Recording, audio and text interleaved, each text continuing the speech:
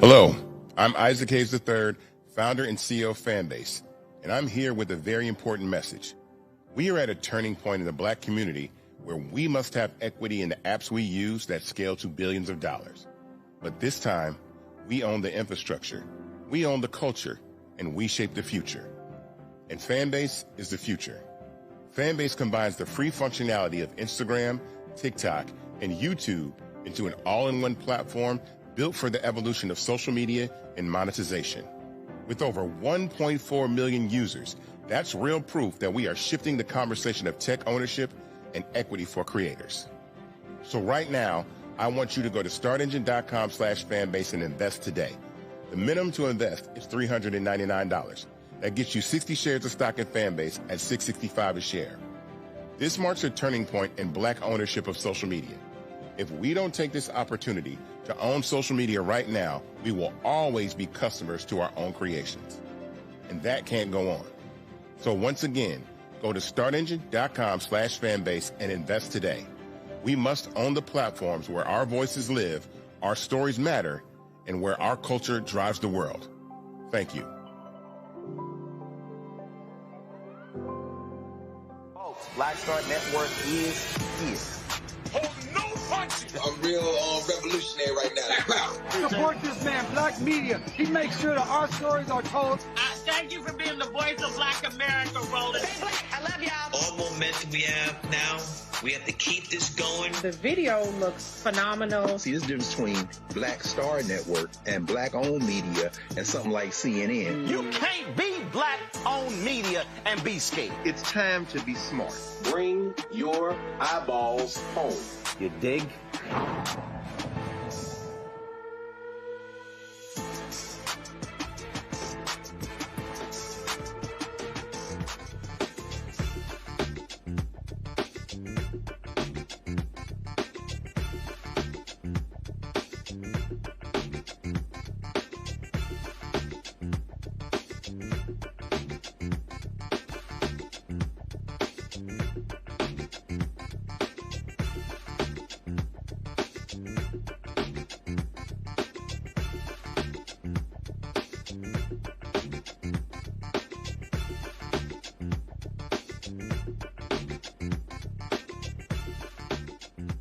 Today is Tuesday, November 25th, 2025, coming up on Roland Martin Unfiltered, streaming live on the Black Star Network.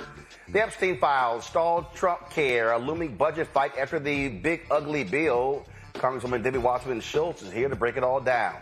D.C. Mayor Muriel Bowser announced she's not going to be running for a fourth term.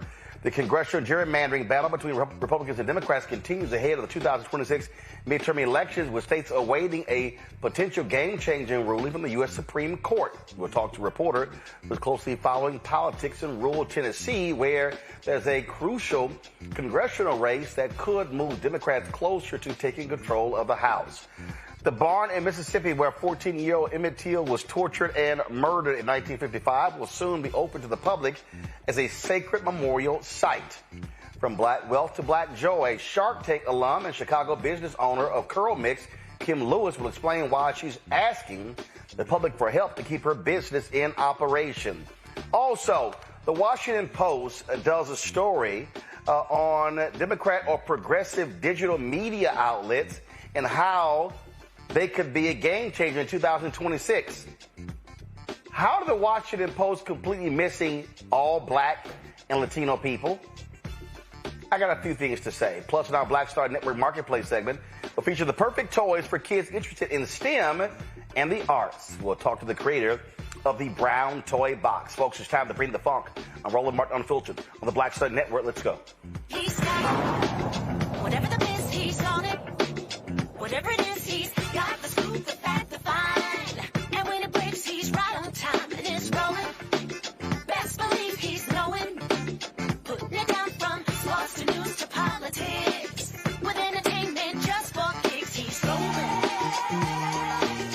It's on go, y'all. It's Roland Martin, Rolling with Roland now. He's funky, he's fresh, he's real, the best, you know he's Roland Martin now.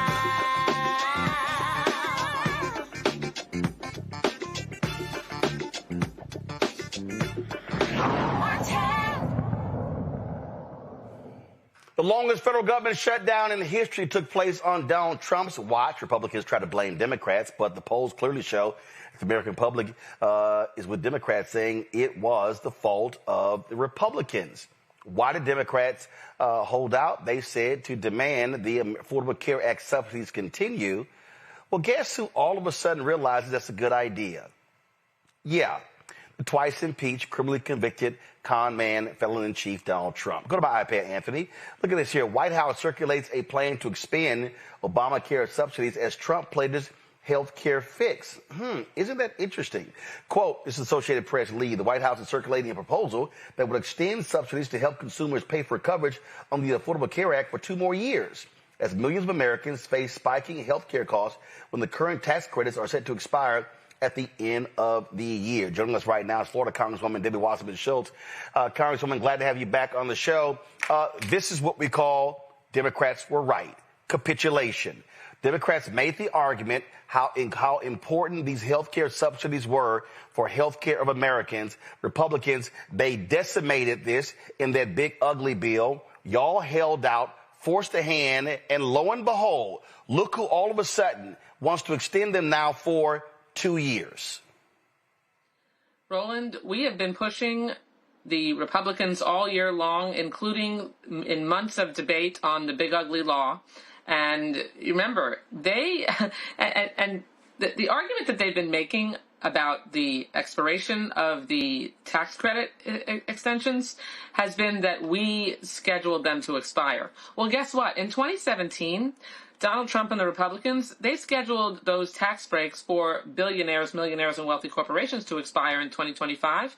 And it was so damn important to them that they called us back to Washington July 4th and made sure that in the middle of the night at 3 a.m., we were voting to extend permanently those tax breaks. We were pushing as Democrats to get them to extend the ACA tax credit enhancements as well, and of course they said no. And then we were relentless throughout the fall, through the shutdown, because we know that people are going to be forced to go without, and that you're going to have millions of people who will not be able to afford their health care, and here they come to our local emergency rooms. And the Republicans they're blinking, but Donald Trump withdrew that plan today because Mike Johnson, the speaker, who kept us out of session and kept Republicans on a taxpayer-paid vacation for 5 weeks, he said to the White House that they're not interested in extending the Affordable Care Act tax credits. Well, okay. I guess what they say is FAFO, because I know millions of people. I have 203,000 people in my district who are facing explosive increases, and they're going to pay at the ballot box. They will remember if we don't come together and they don't join us. Well, here's what's amazing. I'm sitting here looking at this AP story, and it says that eligibility for the Obamacare subsidies, which were put in place during the COVID-19 pandemic, will be capped at 700% of the federal poverty level, according to two people with knowledge of the proposal. Well, guess what?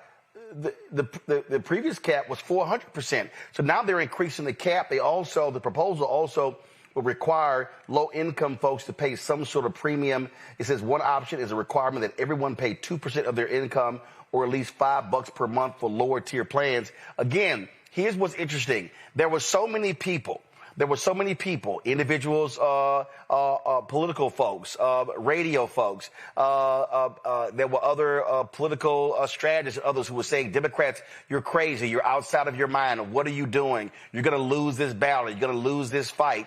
And now all of a sudden, you're good, Congresswoman. You're good. Okay. You're good. Now all of a sudden, these folks are now realizing that, yeah, Democrats were right. Healthcare is an important fundamental issue in American life. And now this is Trump giving in. 100%, Roland. If you don't have your health, you don't have anything. I know that firsthand as a breast cancer survivor. One day I was the picture of health. The next day, after finding a lump, doing a routine self-exam after my first mammogram, within a couple of months, I was a breast cancer patient. And so you just never know. And if you're forced into a situation like getting diagnosed suddenly with a serious illness and you don't have health care coverage, then you have to wait till you are so sick that you use the emergency room as your primary and most expensive access point. You're diagnosed at later stages with more complex healthcare needs and more expensive healthcare needs. And that is a life that is absolutely unacceptable for us to force people into. It's completely unnecessary. And, I don't know the details of what Trump's plan would be, but the bottom line is that they should come to the table, negotiate with Democrats, and make sure that we can hammer out a way to extend these tax credits, because we can't let people like one of my constituents who reached out to us the other day and said that they were going for their premiums would go from $386 a month to $1,500 a month unless those tax extensions are extended. Well, we've got to do that. Right. And so, and now I'm seeing that Speaker Mike Johnson is telling Trump, hey, look, our House GOP, they ain't down with this. Okay, guess what? This now then puts Trump in a battle with his own Republicans, and let's see who wins this battle. And if I'm Democrats, I'm still hammering these folks every single day. Right. Listen, I think you were part of, there was I believe you were there. It was a healthcare discussion that was in New Orleans. It was Congressman Troy Carter. Yes. And so listen, this is what I said then, and I still believe it. I said, hey, don't have 5 members of Congress in New Orleans. I said, send one Democrat to every district office of Mike Johnson, say, this is how many people in this district are going to lose health care because of this. To me, this is where they should be hammering. And guess what? If the Republicans do buckle, this is where Democrats should be running ads immediately saying, we made this happen, not Trump trying to take credit if this deal goes through. Roland, we have been relentlessly traveling the country, doing town hall meetings in Republican districts where they refuse to have them. I'm a co-chair of the Steering and Policy Committee. Hakeem Jeffries has sent us all over the country to make sure that we can talk to folks and hear from them directly about what it would mean if they lost the tax credits, but also what having health care under the Affordable Care Act meant. They're no longer dropped or denied coverage because of pre-existing conditions. They can, through the Affordable Care Act, you can keep your kids on your insurance as parents until they're 26 years old.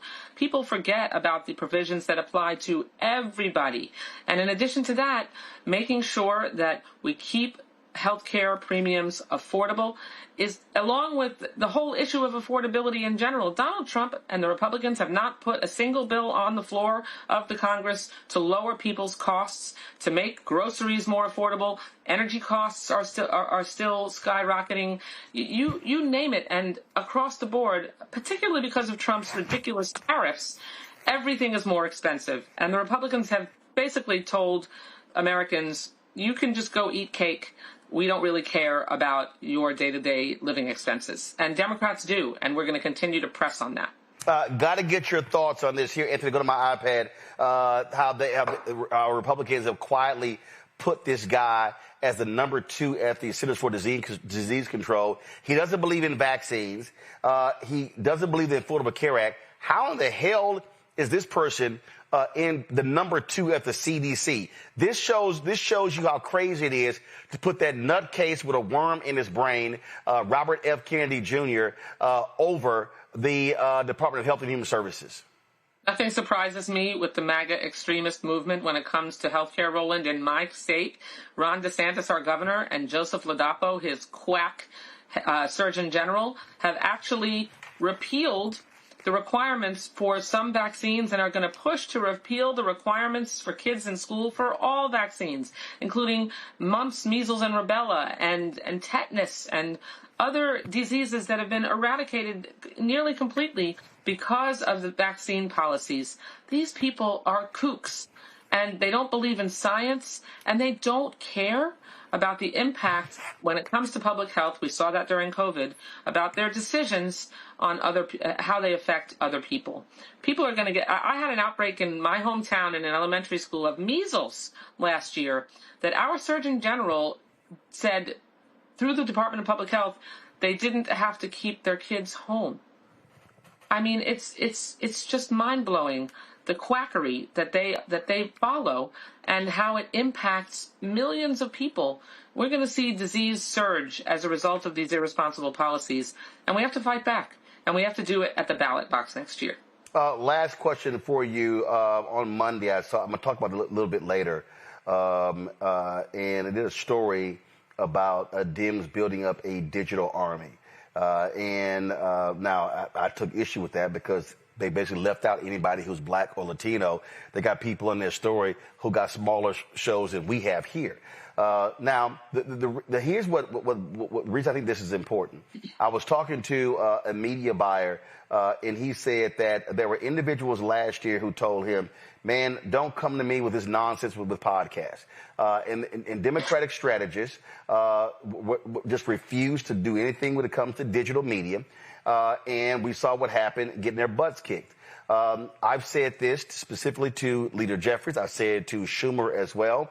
And I would hope folks like you, former head of the DNC, are telling the DNC, the DCCC, the Democratic Governors Association, all these people, you've got to be idiots if you're going to keep making these, and I call them white Democratic strategists because ain't that many black people there, millionaires who keep wanting to dump money on television. If Democrats are going to win the House or the Senate next year, it is going to go where the people are. What are you saying to these donors and these strategists, how they've got to stop thinking putting money on television is going to somehow lead you to victory? You got to put money on the ground. You got to put money in digital operations. What are you saying to them? Well, the same thing that I said to you when we spoke all those years ago when you were in my office when I chaired the DNC, that we absolutely have to up our game, not just on social media, but making sure that we focus on a commitment to diversity in contracting, diversity in who it is around the table, and diversity in terms of how we are reaching out to audiences, whether they're black, Hispanic, or Asian, or Native American. It is absolutely critical that we are running the table when it comes to that kind of outreach. And, you know, to know better is to do better. I can tell you that we are upping our game. We made a really serious commitment, particularly as House Democrats, at making sure that we have influencers and that we have each time we are doing media outreach, we have a social media row. We have influencers come in. We're trying to get on as many intricate, small platforms as possible.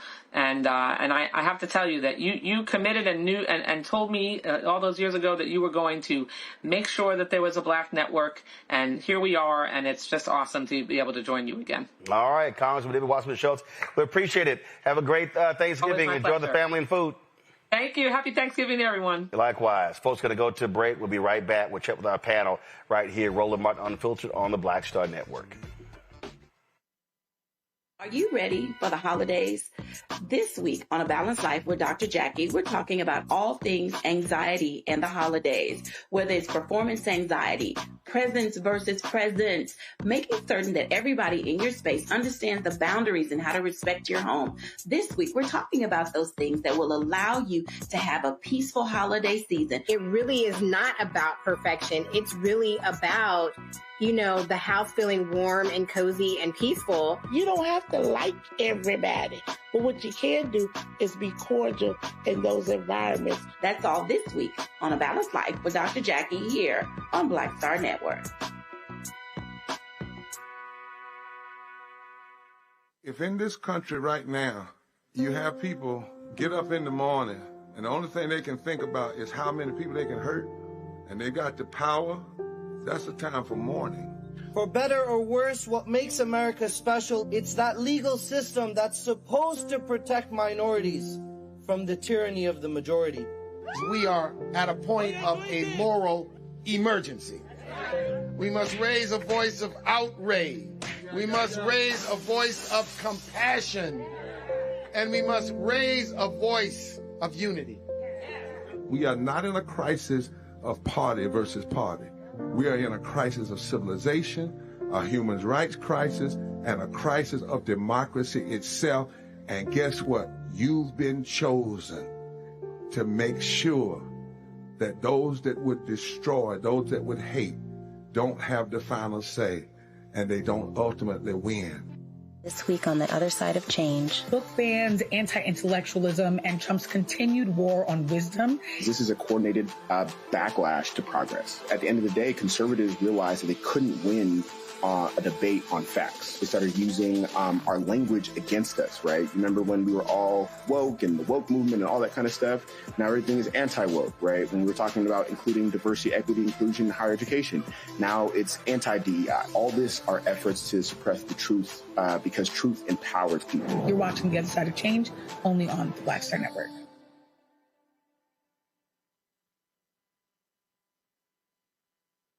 Next on the Black Table with me, Greg Carr.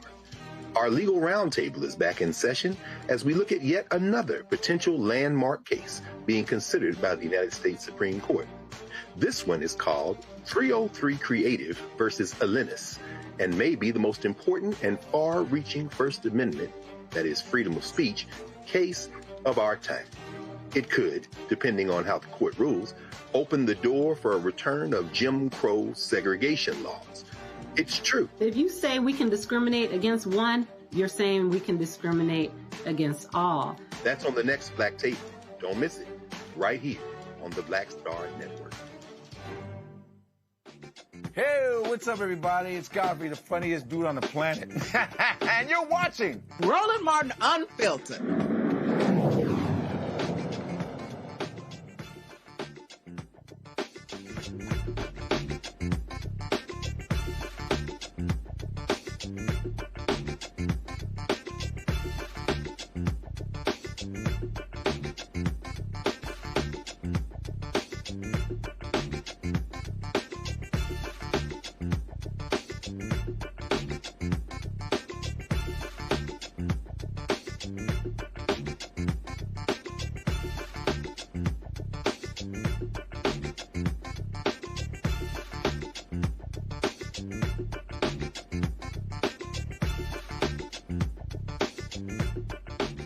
My panel, Dr. Mustafa Santiago Ali, former senior advisor for environmental justice at the EPA out of D.C., Dr. Larry J. Walker, associate professor, University of Central Florida out of Orlando, Talek Manuela, social justice leader, movement strategist out of D.C. Glad to have all three of you here. Larry, I'll start with you. again, it was amazing how many people kept saying, Democrats, they lost. What are they doing? This was stupid to actually have this government shutdown. They should have backed down. They should have capitulated. Looks like they made their case, and the only reason Trump in the White House could be proposing this is because they see the election data on what's going to happen to them if these Affordable Care Act subsidies no longer exist come January 1st. Roland, this is everything you discussed with the Congresswoman and we're discussing right now is critically important. The United States is about to experience a healthcare and economic collapse that we probably haven't seen since the last recession we had that began under Bush Jr. Millions of Americans are going to end up losing their health insurance over the next couple of years. The other point, Roland, in terms of what you're saying, obviously the White House sees the numbers. We saw what just happened a couple weeks ago in Virginia and New Jersey, et cetera. And it could get a lot worse over the next several months in terms of, as we move into the next midterm elections and then obviously the next presidential election. But one thing I want to highlight that I don't think we haven't discussed a lot is during the Biden administration, they got rid of, if you had healthcare issues with paying for health insurance, things relating to being hospital stays and, these mounting bills. It wouldn't go on your credit report anymore. The Trump administration reversed that.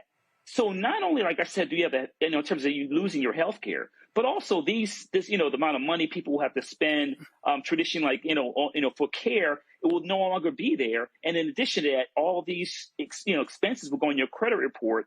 People won't be able to buy things. It's going to have a dramatic impact on the economy, particularly for those in red states. It also just shows you, again, how potent and important this issue is. Mustafa, you've got Senator Joni Ernst of Iowa who chose not to seek re-election. And, man, it's a lot of people in Iowa who are pissed off about those subsidies possibly going away. Well, they're pissed off because they understand that health care isn't a privilege, right? It's a lifeline, if you will. Many folks say that health care is a human right. And when you think about not having it, you understand what that actually means. So, of course, they're going to start to pay attention now because many of their constituencies are speaking out. They're not just speaking out, they're yelling out because they understand the impacts that will happen, one, to their family, two, to the life, how long they might actually live if you don't have the health care that you need, and to their wealth as well. So as Larry said, medical debt is one of the major reasons for bankruptcy. It's not the only one in our country, but it plays a significant role. And that's why I've never understood. I worked on H.R. 676, which was a universal health care bill when I worked for Conyers. And at that time, we understood we had all these health care horror stories that were coming in, all these different dynamics that were just devastating families. And these stories now are probably moving forward to all these members, both on the Senate and the House side, and they're understanding how significant this is.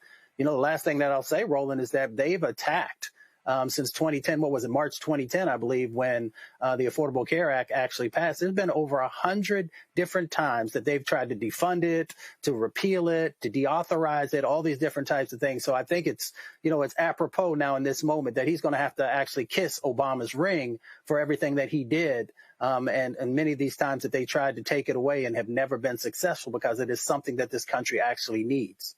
Tylik. I remember there were people who were on this show saying, Democrats should not stand behind the government shutdown. Don't make this the issue. And I kept saying, as it continued, I felt between the Epstein Files and how the right was imploding and this healthcare battle that Democrats were finally gaining their sea legs. They spent, 9 months trying to figure out how to pierce the MAGA armor, and I thought they finally did it. If Trump begins to push extending these subsidies for 2 years, Democrats should be taking victory laps everywhere and reminding everybody, no, we made him do this. He didn't do it because he was generous. Yeah, absolutely, Roland. It's always great to be on it. And I'll always, repeat what was said. Healthcare is not just like some abstract policy fight. It's really literally a line in the sand between people's life and death for millions of people. So when we say this, like this is a line in the sand, we mean is literally when you cross the line, people will die. And I think extending the subsidies continues to protect coverage. It expands access. And I think anything less than that is really a moral failure. And the fact that we look at Black families, we live at the intersection of racism, of economic inequality, political neglect, and every decision as we talk about healthcare is really a life or death situation. And I believe that when healthcare becomes unaffordable, families then have to sacrifice treatment. They have to skip medication. They have to, shoulder this pain in silence. And so I think healthcare is just this line in the sand where people say, life and death is on the line. I think this is definitely not some abstract policy fight, but it's something where folks really have to see, I got to live long enough to make it to the ballot box, and so I think this is important. And expanding coverage, it gives access to more families. And I think that's why this conversation is so important.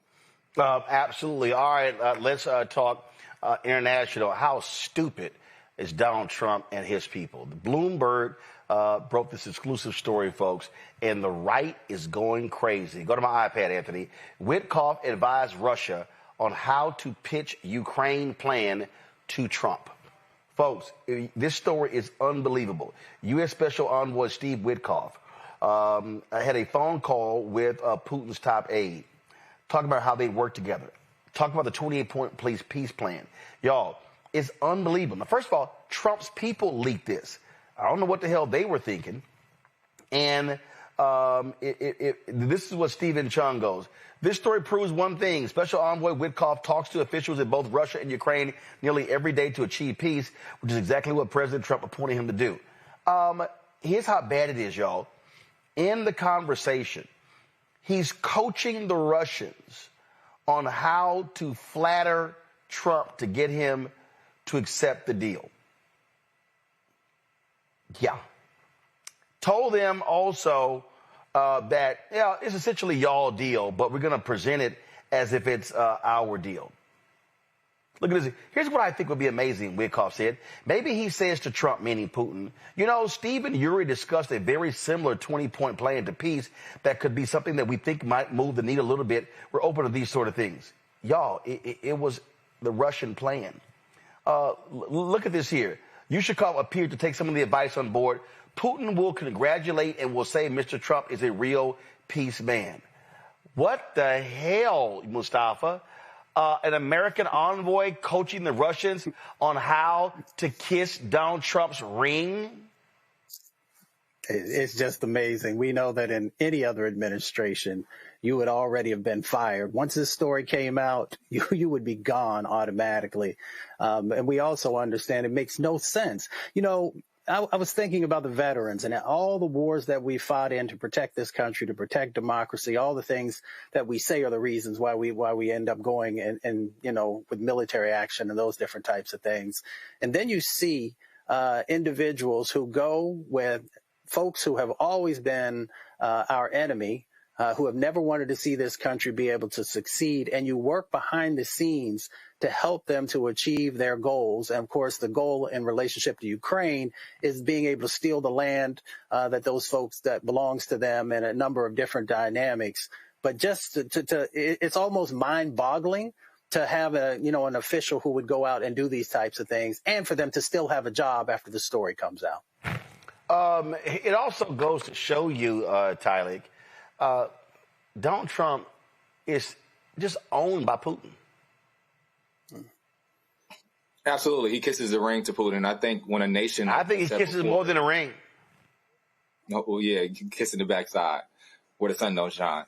When a nation claims to be global defenders of democracy and then all of a sudden just, bows, it kind of raises the real question of who freedom really matters. And I think it sends a message that justice is optional, that it's negotiable, and it's only worth defending when it's politically comfortable. And I think we live in this time where it has to be politically comfortable.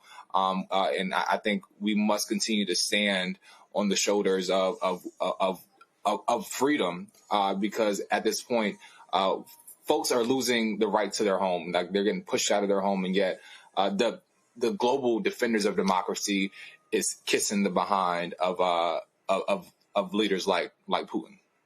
Larry? Roland, when this story came out and I looked at some of the details, it was clear it was a pro-Russia document. I mean, they didn't have to sacrifice anything for invading Ukraine.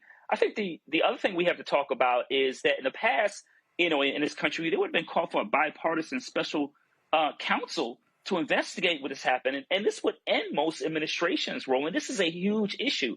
But the problem with this administration is these are like daily occurrences with these kind of scandals. But like I said, you would usually see a special counsel call, we're currently don't have a healthy democracy, and there's no counterbalance in terms of what the House and Senate are supposed to do in terms of offering some kind of check and balances on the executive branch. But this story is I've never heard anything like this before. And like I said, also ask questions about who's compromised. I'm telling you right now, folks, these people are nuts. They have no business being in power. All right, got to go to a break. We come back. Muriel Bowser not running for re-election as the mayor of D.C. We'll talk about that. We'll hear what she had to say. Also, we'll break down some other news. And, earlier you heard me talk about this Washington Post story that to me is just unbelievable. How they can write about all of these new media outlets, but they're lily white. Nobody black or brown mentioned in the entire piece. Do black people not exist to the Washington Post? If that's what happens when you fire nearly all the black people.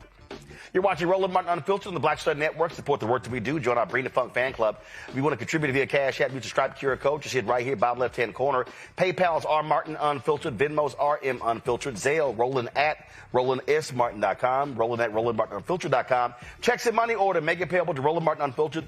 P.O. Box 57196, Washington, D.C., 20037-0196. Back in a moment. Said the quiet part out loud. Black votes are a threat, so they erased them. After the Supreme Court gutted the Voting Rights Act in 2013, Republican legislatures moved fast. New voter ID laws, polling place shutdowns, purges of black voters from the rolls. Trump's Justice Department didn't stop it. They joined in. In 2018, his DOJ backed Ohio's voter purge system, a scheme that disproportionately erased black voters. Their goal, erase black votes and political power. Yeah, that happened. These are the kinds of stories that we cover every day on Roland Martin Unfiltered. Subscribe on YouTube and download the Black Star Network app. Support fact-based independent journalism that centers African Americans and the issues that matter to our community.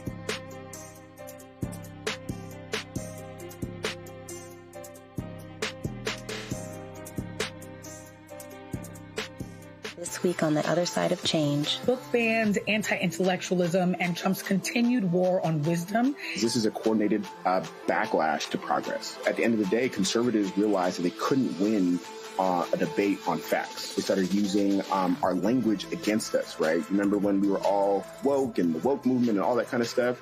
Now everything is anti-woke, right? When we were talking about including diversity, equity, inclusion, higher education, now it's anti-DEI. All this are efforts to suppress the truth because truth empowers people. You're watching The Other Side of Change only on the Black Star Network.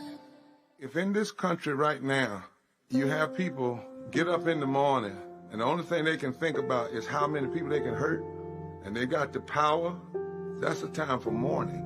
For better or worse, what makes America special, it's that legal system that's supposed to protect minorities from the tyranny of the majority. We are at a point of a moral emergency. We must raise a voice of outrage. We must raise a voice of compassion. And we must raise a voice of unity.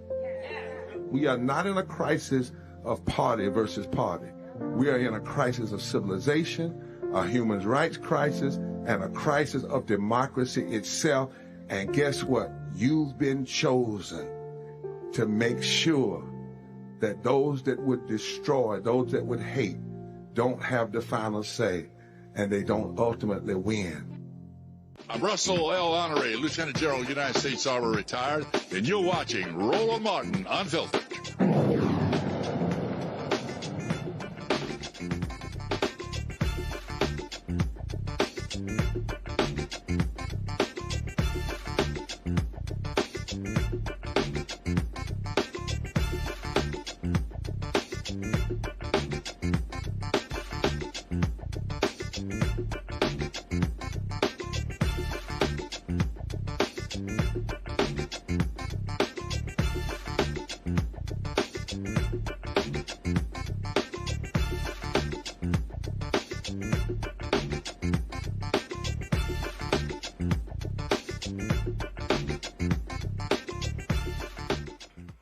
Many states are awaiting the Supreme Court's ruling in the critical case concerning Louisiana's congressional map. This ruling could have significant implications for how race is considered in redistricting across the nation. It could influence the future of the Voting Rights Act.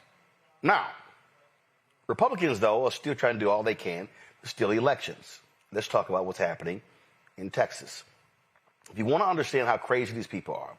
So the Republicans put forth a law in Texas that will allow them to take over the voting in one county. Let me say it again. They could take over one county. You know what that county is? Harris County. Now you might add, okay, Roland, I don't understand. What's the deal? Easy. It's the largest county in the state. There are 254 counties. It's the largest county. So Paul Bettencourt, former county official, he put forth this bill that said that if one person complained, the state could take over Harris County elections. So look at this here. This is the Houston Chronicle. State threatens to take over Harris County elections after voters found registered at UPS stores. So look at this here. The Secretary of State's office could cut funding for elections in Harris County after a Houston senator discovered more than 100 voters registered at P.O. boxes. Save for a few exceptions, residents have been generally prohibited from registering to vote at post offices and other non-residential addresses after a bill Senator Paul Bettencourt authored became law in 2018. Bettencourt filed a formal complaint Thursday against the tax office, which oversees voter registration in Harris County, and called on tax assessor collector Annette Ramirez to purge the rolls. Now, if you go in here and read this here, is that they want to be able to take over the entire process. Why is that important? Because they can't stand the fact that Harris County is blue. And so they fought Harris County on everything. Right here, look at this say. Texas Senate Bill 510 went into effect September 1st and empowered the Secretary of State to withhold election funding if a registrar, quote, fails to timely perform a duty. The bill gave Nelson the authority to place Harris County under, quote, administrative oversight should an investigation find a recurring pattern of problems in the election process. Administrative oversight would empower Nelson to act as the approving authority for all elections, policies, and procedures, and send staff to inspect polls and conduct in-person observations of tax office personnel assigned to elections operations. Well, Larry, isn't that interesting that the very person who authored the bill, and all it takes is one person complaining, is the very person who's now complaining? And so what they want to do is, leading into a midterm, they want to be in control of the Harris County voting roll. And again, there are 254 counties in Texas. This bill by Paul Bettencourt only applies to one of the 254 counties, and it happens to be Harris County. Yeah, shocking, but not shocking. I think one of the things I want to highlight, Roland, about this bill and their actions after that is, we was having a conversation about Republicans believing that, local entities, governments have the right to make certain decisions. Roland, from the air, Harris County is always constantly under attack in terms of Republicans trying to take over, voting systems, funding, et cetera. This is just another example. This is why we needed, a stronger Voting Rights Act and a Supreme Court who's willing to support that. This is just, and my sister lives in Harris County. This is just another overly racist example of trying to prevent Black and brown people from voting and from having an impact on local and obviously state and federal elections. But we can't allow this to stand. But this is just another example of, Republicans doing things that they say that Democrats attempt to do all the time. So it's unfair. And I hope Harris County continues to fight this. Here's what I think to be hilarious, Mustafa. This is the Houston Chronicle story. While SB 510 applies to all Texas counties, the Allen Vera Election Accountability Act of 2023 is limited to counties with a population of more than 4 million, a number exceeded only by Harris County. So, yeah, it applies to all in Texas, but it only applies to one. Right. I mean, the game is rigged. We know that the game is rigged. And these individuals understand that there's no way for them to win unless they continue to rig the game. We also understand that we had a Department of Justice that actually honored the Voting Rights Act and everything that comes out of that they would be, doing what they can to actually address these types of egregious behaviors that continue to happen inside of Texas. And that's why we say that elections have consequences. So, one, we got to make sure that we have the right things happening on the federal level, but we got to also make sure that on the ground level, that folks have the resources that they need, that we are supporting the organizations that are out there fighting against these types of actions on the local and the county level. And that we got to continue to highlight this so that folks can see how evil these types of acts are that these individuals continue to do and hold them accountable. And the way that you hold them accountable is by each and every person actually getting out there and voting and then making sure that we have the infrastructure in place to stop these types of things from happening. Mustafa said it very clearly, Tyler. It's called rigged. And the Republicans love talking about voter fraud. They love talking about rigged elections. There is no place where they want to rig elections more than in Harris County, Texas. Absolutely, because they're one of the most diverse, populous counties in the country. No, it's black. I think it's one of the biggest, blackest communities in the country, and I think that's why it's always being attacked. And I think it is that strategy to put fear into the folks that live there to say your vote only counts when we say it does. And I think that undermines democracy in itself. And I think no matter what obstacles they continue to put in the way of folks in Harris County, from voter suppression to budget cuts to attacks on all type of attacks from civil rights.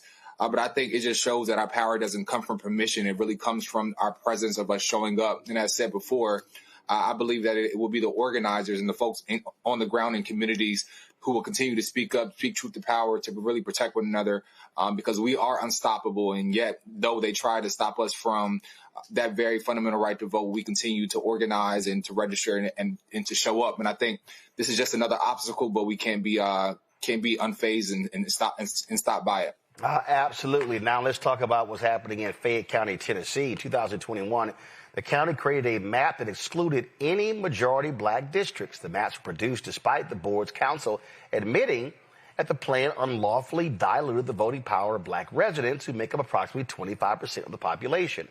Earlier this year, black residents secured a temporary victory after, alongside the local NAACP, they filed a lawsuit against Fayette County claiming that the map violated the Voting Rights Act of 1965, facing the threat of litigation following another complaint submitted by the Department of Justice under President Joe Biden. County officials adopted a revised map for the 2026 elections that includes 3 majority black districts. Bolts, a publication that covers voting and civil rights, recently published the story "Black Residents in West Tennessee Just Won Fairer Districts. Now Comes SCOTUS." The writer, Pascal Sabino, joins us right now. Pascal, glad to have you here. I mean, this is what we're always talking about, how white Republicans will do all they can to stop black people from being properly represented. And when you have your own lawyer saying, yeah, this is illegal, but they didn't care. That's right. In fact, in the DOJ lawsuit, one of the people on the redistricting commission for Fayette County actually said, hey, why do we even need to worry about black voters? We've never really concerned ourselves with them in the past. And so it's created a huge feeling of being disregarded by the local government in Western Tennessee, where people don't have a voice in city council. They don't have anybody to fight for them for issues that matter to them, which is especially worrisome in a large rural community. They literally said, we don't give a damn about black folks. They didn't use those words, but my mother taught me to read between the lines, and I think that's the intention is pretty clear. Unbelievable. So now explain to people this county. What's the makeup of this county? How large is it? Where is it located? So Fayette County is in western Tennessee, just a couple hours outside of Memphis. A lot of shared history there. It's about a quarter Black, but in the county commission, there are 19 members. None of them are Black, and that's certainly by design. 19 county commissioners in Fayette County, none are Black, but it's 25% Black. That's right. Now, are people in Fayette County, they're all elected countywide? The county commission? Yeah. Yeah, so the county commission, all those 19 seats, several of them, a large amount of those are actually multi-member districts.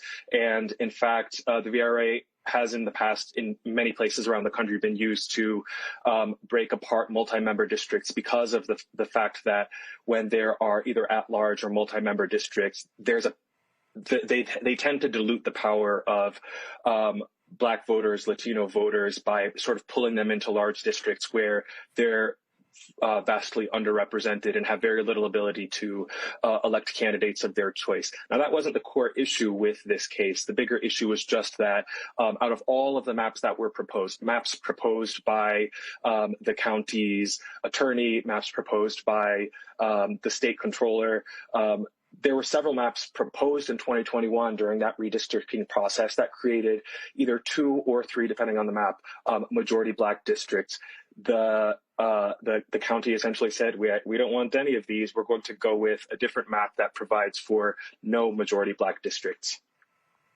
Wow, that is absolutely positively insane. Questions from my panel. Larry, you first. Yeah, I mean, we just talked a few minutes ago about the Voting Rights Act. I'm curious about what are some of the local activists in the community, what are some of the steps they're taking as they deal with this issue?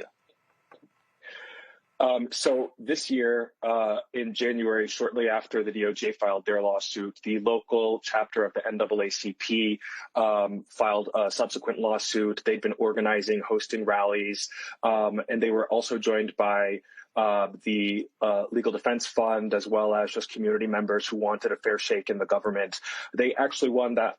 They essentially won the lawsuit in that the county agreed to adopt a fairer map, one that provides for 3 majority Black districts. They only did that because they were sued. And so there's a lot of concern from folks if the VRA is ultimately weakened, which seems pretty likely. It seems that the conservative supermajority on the Supreme Court seems intent on weakening or eliminating Section 2 of the VRA. That's the portion that protects against discriminatory vote dilution, often applied to, again, multi-member districts, at-large districts, but most often redistricting practices that minimize the power of Black votes by either cracking Black communities, diminishing those voting blocks by spreading them into multiple districts where they'd be a smaller minority, or packing Black communities or communities of color into one district so that their influence would be limited.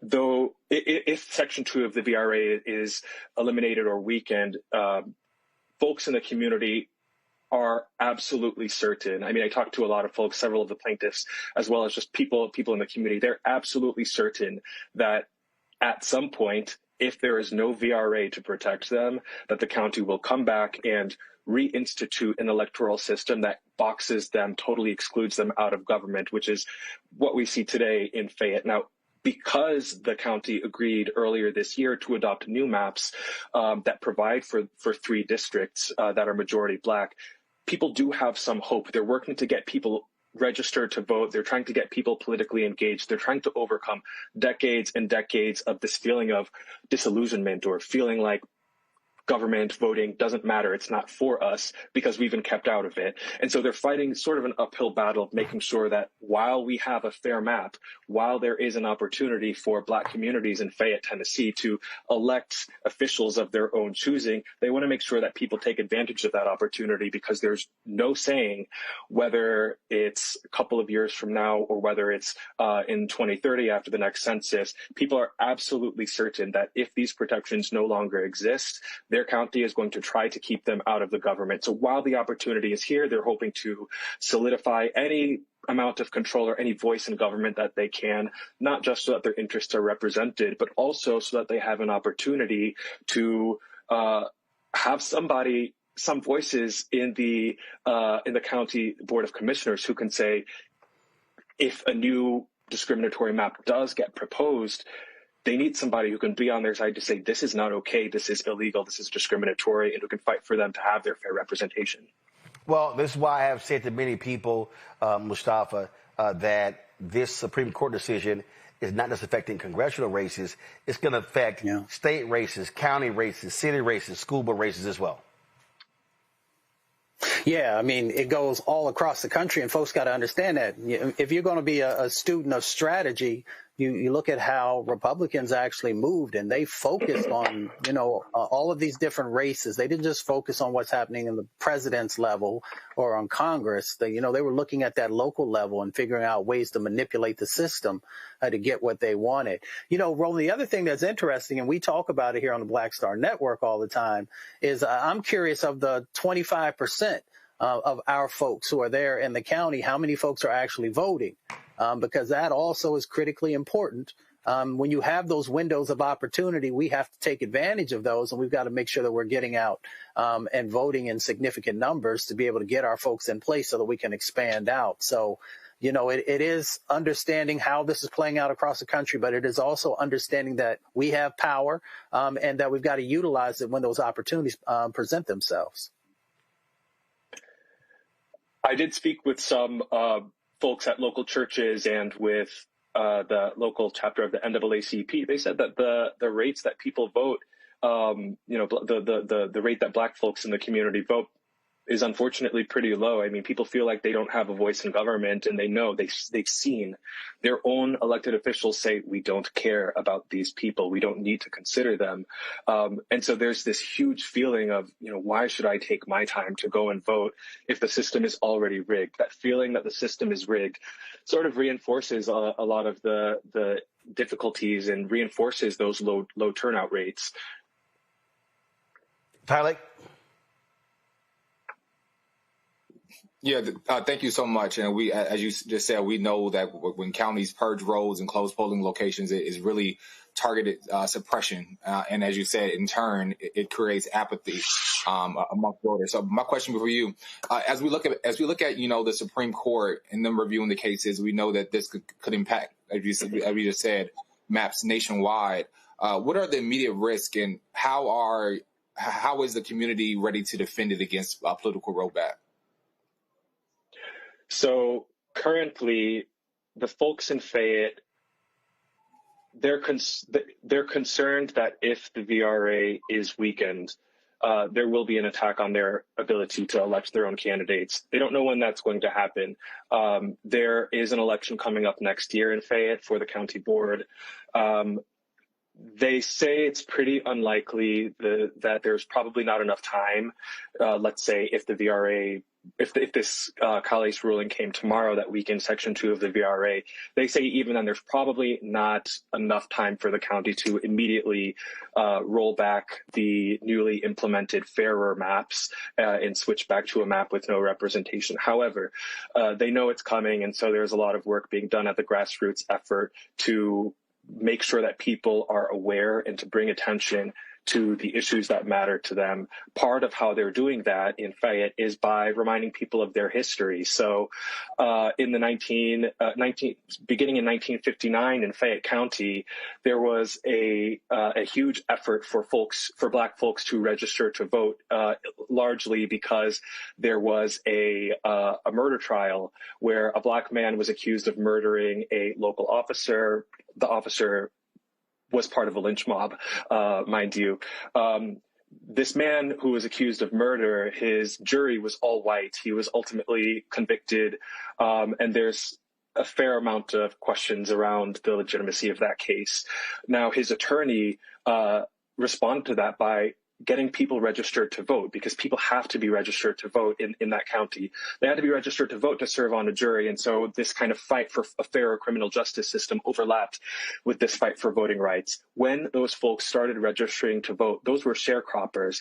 The landowners evicted them. So there were hundreds of families who were evicted and became homeless because in retaliation for registering to vote. Those folks gathered together after a black landowner opened his farm and brought people, gave people a place to come to. That ended up being called Tent City, and it was a sort of local flashpoint in the struggle for voting rights, where it drew lots of attention through its proximity to Memphis, drew some attention from the local, from the Memphis ACLU, NAACP, organizers like Ella Baker and Dr. Martin Luther King also came to support the folks at Tent City. And so there's a long history in Fayette County of folks fighting tooth and nail for their right to access to the polls.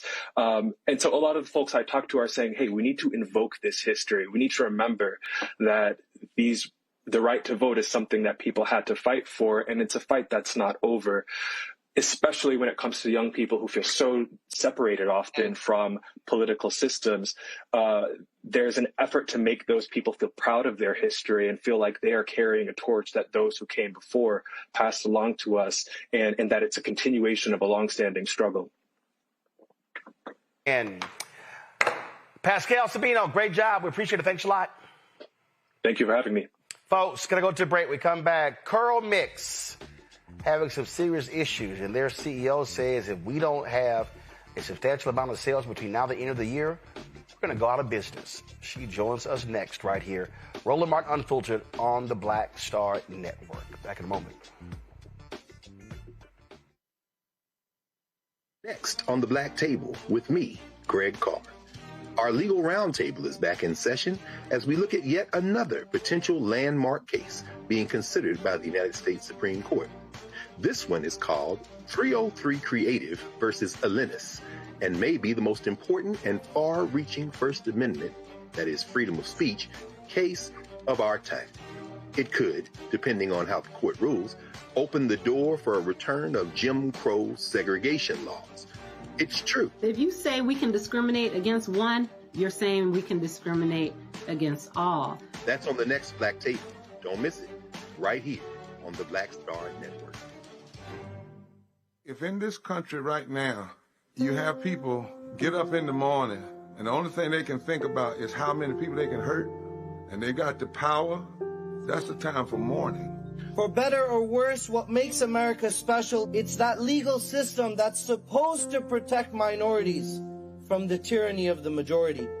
We are at a point of a moral emergency. We must raise a voice of outrage. We must raise a voice of compassion. And we must raise a voice of unity. We are not in a crisis of party versus party. We are in a crisis of civilization, a human rights crisis, and a crisis of democracy itself. And guess what? You've been chosen to make sure that those that would destroy, those that would hate, don't have the final say, and they don't ultimately win. This week on The Other Side of Change. Book bans, anti-intellectualism, and Trump's continued war on wisdom. This is a coordinated backlash to progress. At the end of the day, conservatives realized that they couldn't win a debate on facts. They started using our language against us, right? Remember when we were all woke and the woke movement and all that kind of stuff? Now everything is anti-woke, right? When we were talking about including diversity, equity, inclusion, in higher education, now it's anti-DEI. All this are efforts to suppress the truth because truth empowers people. You're watching The Other Side of Change only on the Black Star Network. Carl Payne pretending to be Roland Martin. Holla!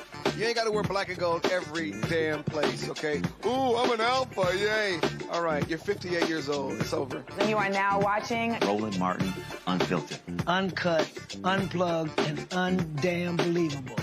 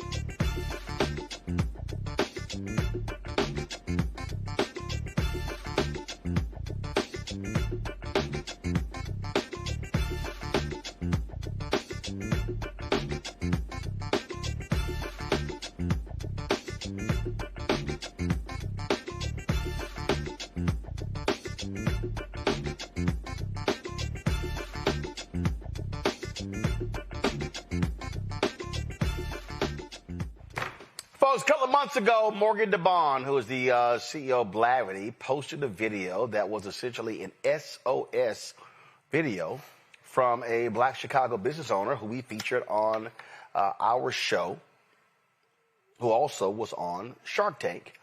She's asking for the public's help. Tim Lewis, who owns the hair care brand Curl Mix, says high cost due to tariffs, inflation, and other challenges could very well put her out of business by the end of the year. This is what she posted on social media about the state of Curl Mix.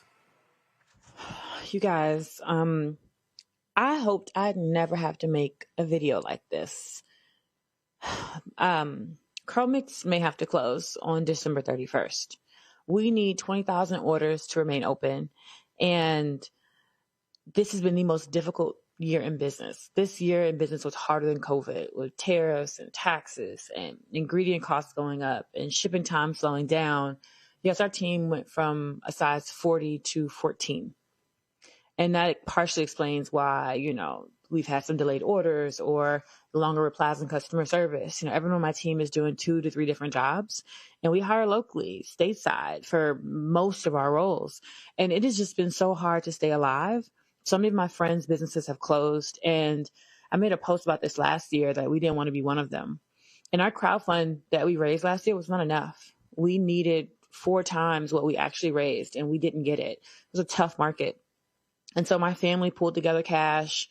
I borrowed money from some mentors, and that's what's gotten us to this point, you guys. We've been the most efficient with our capital that we've ever been in any year in business. We've lost the least amount of money for the amount of revenue that we had. We are truly operating way better than we ever have, but cash is tighter. It's hard to get inventory. Business is just harder to run, and funding is dried up.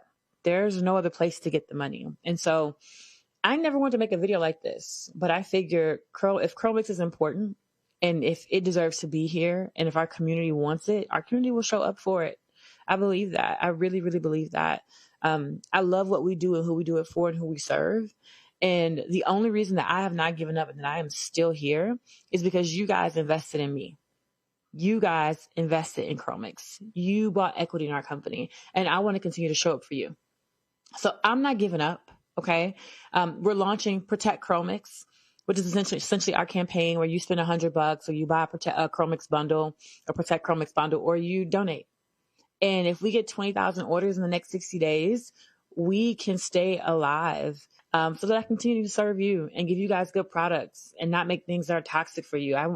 We have a high standard of quality in our ingredients, our products, and what we serve and what we give you. And I want to continue to do that for women like us, people like us. I think we deserve that. I want to continue to add jobs in the community. I want to keep jobs local.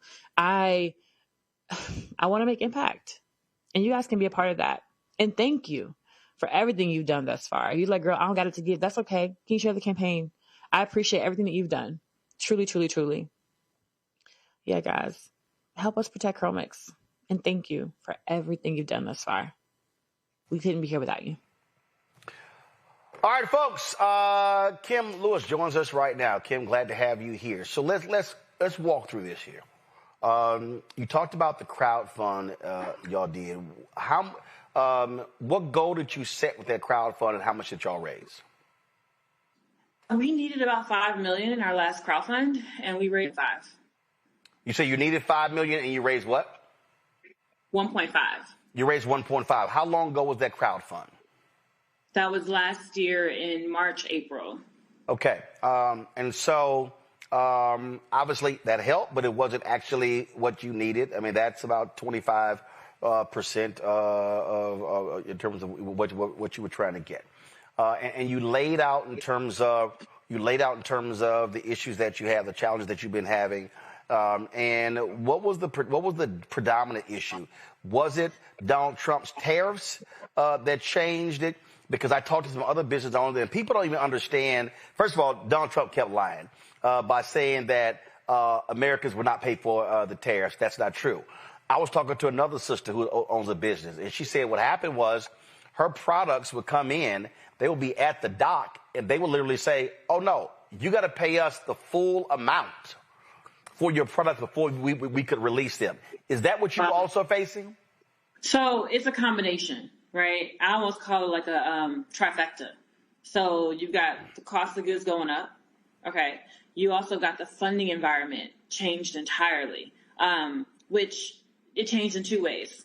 Funding for consumer goods went from 100% almost to zero from investors. But then you also have the restrictions on DEI. So the pullbacks in like a Target or a Walmart or whatever. So like the retail environment is changing.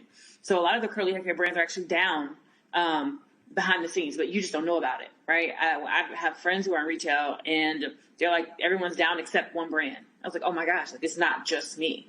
And that was one of the reasons I came out with the campaign, because we're all dealing with this. But, sometimes I think people are too embarrassed to say that they're dealing with it. Right.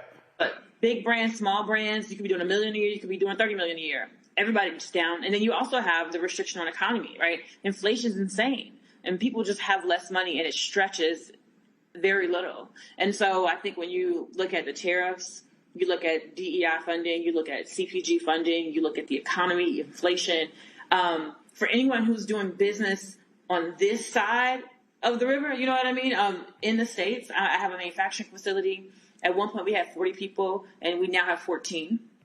But thankfully, because of the campaign to protect Chromix, we've actually been able to add back 3 to 4 jobs. And they're seasonal for now, but if we're able to maintain this volume, they'll be permanent. And I think that's the whole point of what we're trying to do, is like keep jobs local, manufacture here stateside, hire Black folks. And I think Protect Chromix is allowing us to do that, but we have to definitely protect our own more and more and more if we want to see them thrive and be here, especially at the end of this administration. Okay, and so again, the point that you made there about, for instance, the attacks on DEI, and I kept explaining to people I did a whole video, and people were like, some people were like, yeah, I think you're overstating this, and I said no. I said I felt that MAGA was trying to defund Black America, and I said as a result with these attacks, I said they are attacking Black academics, they're attacking Black business, they're attacking Black nonprofits, they're attacking every institution. Then what do we find out? 300,000 plus Black women lose jobs. So here's a perfect example. With 300,000 Black women lose jobs, they're not spending money on their hair. Well, listen, I may have had curly hair, of course, but I'm not buying curl mix. Black women are buying your product. Black women lose jobs, then that impacts the downflow of their spending. Agree, 1,000%. It affects media as well, Black media. You can't even find, if I'm looking for certain current events, some Black media is not even in the top 5 or 10 on, a Google or a GPT. And I was like, oh, this is an attack. This is orchestrated. It's strategic. It's not just, we're just going to increase the cost of goods so that we can make more money. It's not. It's so much more than that. All right. So you put this out about 3 weeks ago. You said you need 20,000 orders. Where do you stand now? I mean, and I take it You're doing like anybody else. You're doing a daily, hourly check where we are. So my community has showed up amazingly for us. We are at about 7,000 orders. So we're pacing to hit about 10,000 this month and 10,000 next month, which would get us to the 20,000. So every order counts. I'm grateful for the orders big and small, the $5 orders, the $100 orders, the donations, the actual ordering of products, or even just sharing the campaign. I know not everybody has money, right? It's a recession. But yeah, about 7,000 orders. So things are going really, really well. Okay. All right. So again, they're going well, but the reality is you got to hit that 20,000. Yes. And so let me be clear. You can't hit 18,000. You can't hit 19,000. And I'm saying that because you're looking at that revenue produced. And this is what I try to explain to people to understand business. It's not a question of, okay, all right, we paid our bills through November and December. No, the reality is when you start talking about a business, you are literally projecting, okay, I got to have enough money in the bank to cover my expenses through the first quarter of 2026 so I don't have to lay off people, any more people, correct? Yes, yes. So some people will look at that and say, oh, that's 20,000 orders for $100. Like, that's $2 million. That should be enough. Or that's more than enough. And they don't realize that if you're purchasing a product, half of that $2 million is gone because I'm paying for cost of goods, my team, like the labor, the fees associated with the business, all the things. So imagine half of that's gone. The other half of that is debt that I'm paying off, which is one of the reasons I had to do this campaign. Right. And then the other half of that might be in the bank. And that we need money to operate. My business needs to do $500,000 a month in order to stay around, because we have a manufacturing facility and a sizable team, and we're hand making products, and we're using only the highest quality ingredients, things that have a low toxicity score on the EWG scale, the Environmental Working Group scale. Products marketed to Black women, a lot of them, they have like 7 and 8 rankings on the toxicity level that you might buy at a beauty supply or things like that. Our products have we max out at a 3 for most of our ingredients, except maybe like our preservative, things like that. Our preservative might be a 3 or 4. But that's really low on the toxicity scale where we're buying things like, oh, well, this is cheaper, but I'm like, it's also more dangerous. And so we're buying only the best ingredients for your hair care. And it's not cheap to do, especially not ethically, where we're hiring Black folks, giving them benefits, and providing good jobs in our community. Black folks, Black-owned businesses are the highest employers of Black people. So if our businesses go down, our community goes down.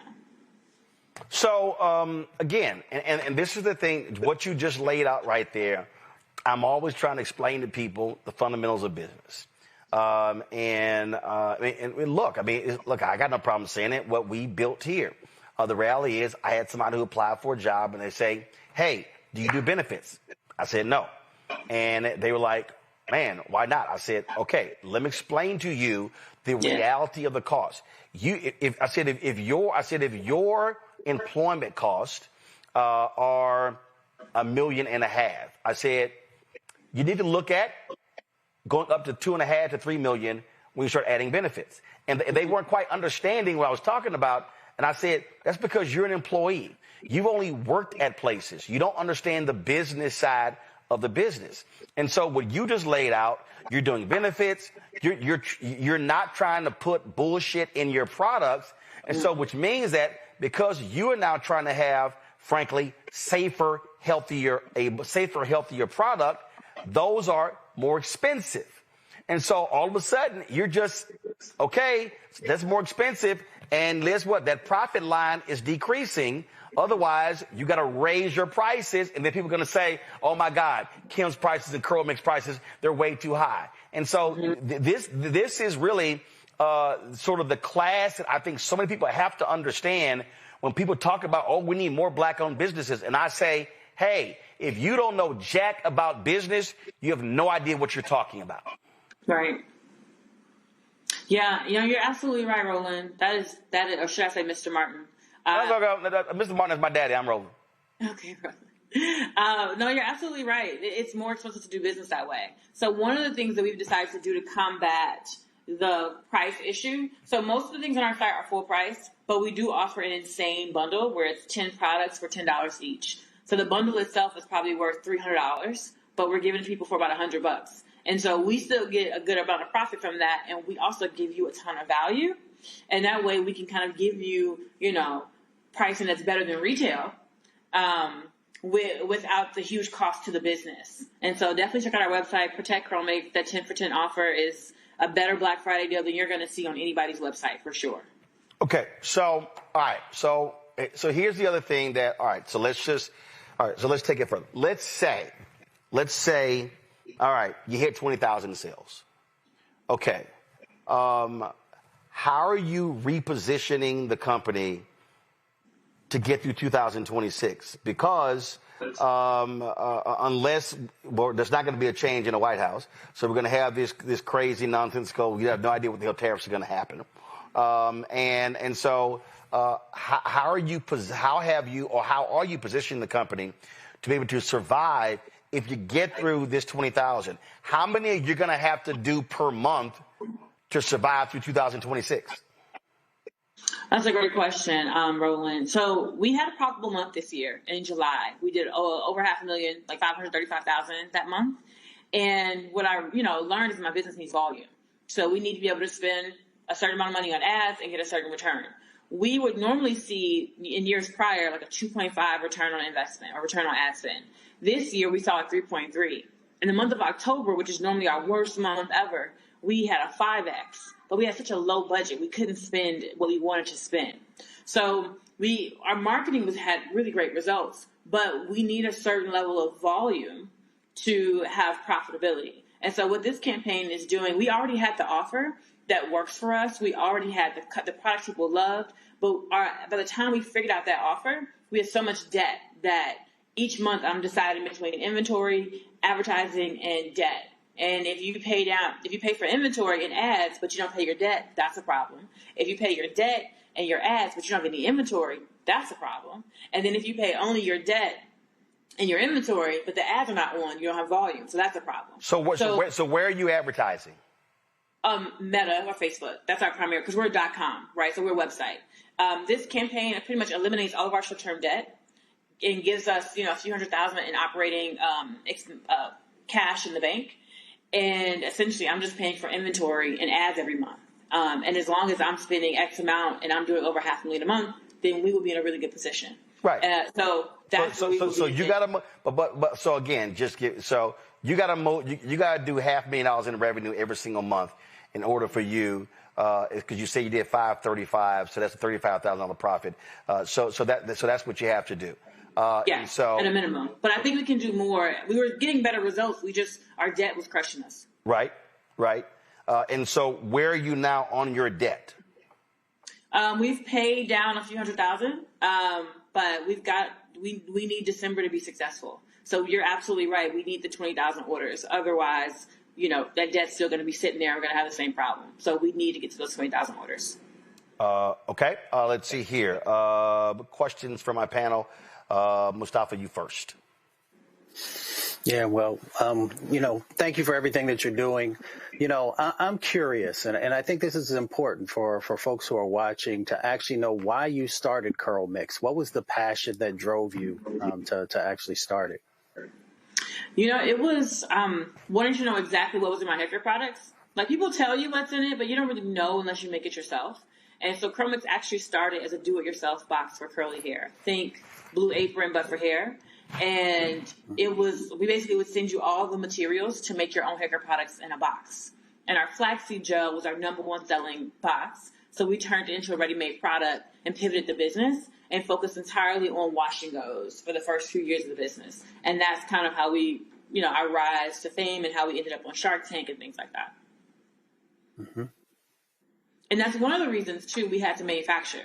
So one of the reasons our cost of goods are so high is because we have our own manufacturing facility where we make everything.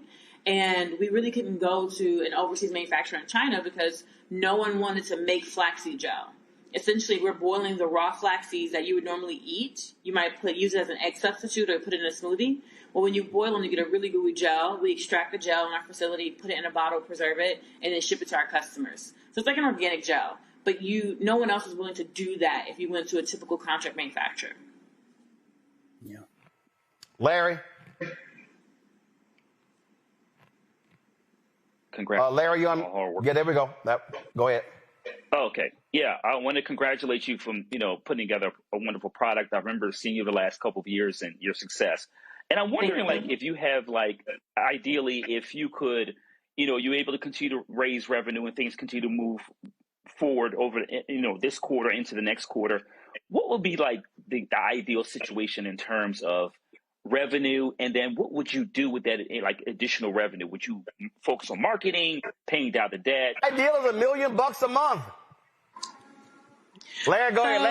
Larry, go ahead and finish. I'm messing with you.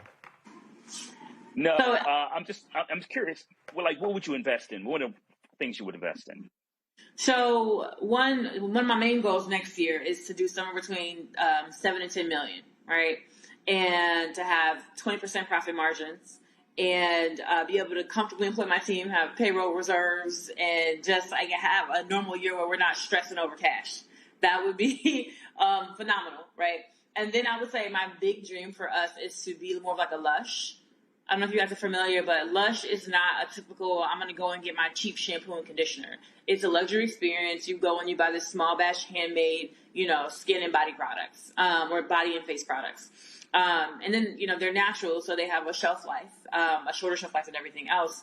But they have little pop-up stores, one in every major city. They don't have they're not like a Walmart or Target. They're not everywhere. They're just these small pop-up stores, and you might go and spend $200 at Lush or $300 at Lush or $400. You might go once a quarter. I know I used to do that. And so I think that's really kind of how we fit in the beauty industry, in the beauty conversation. But my first investment would really just be cash reserves so that we can function like a comfortable, profitable business and be able to secure the jobs that I'm hiring for. Tyler?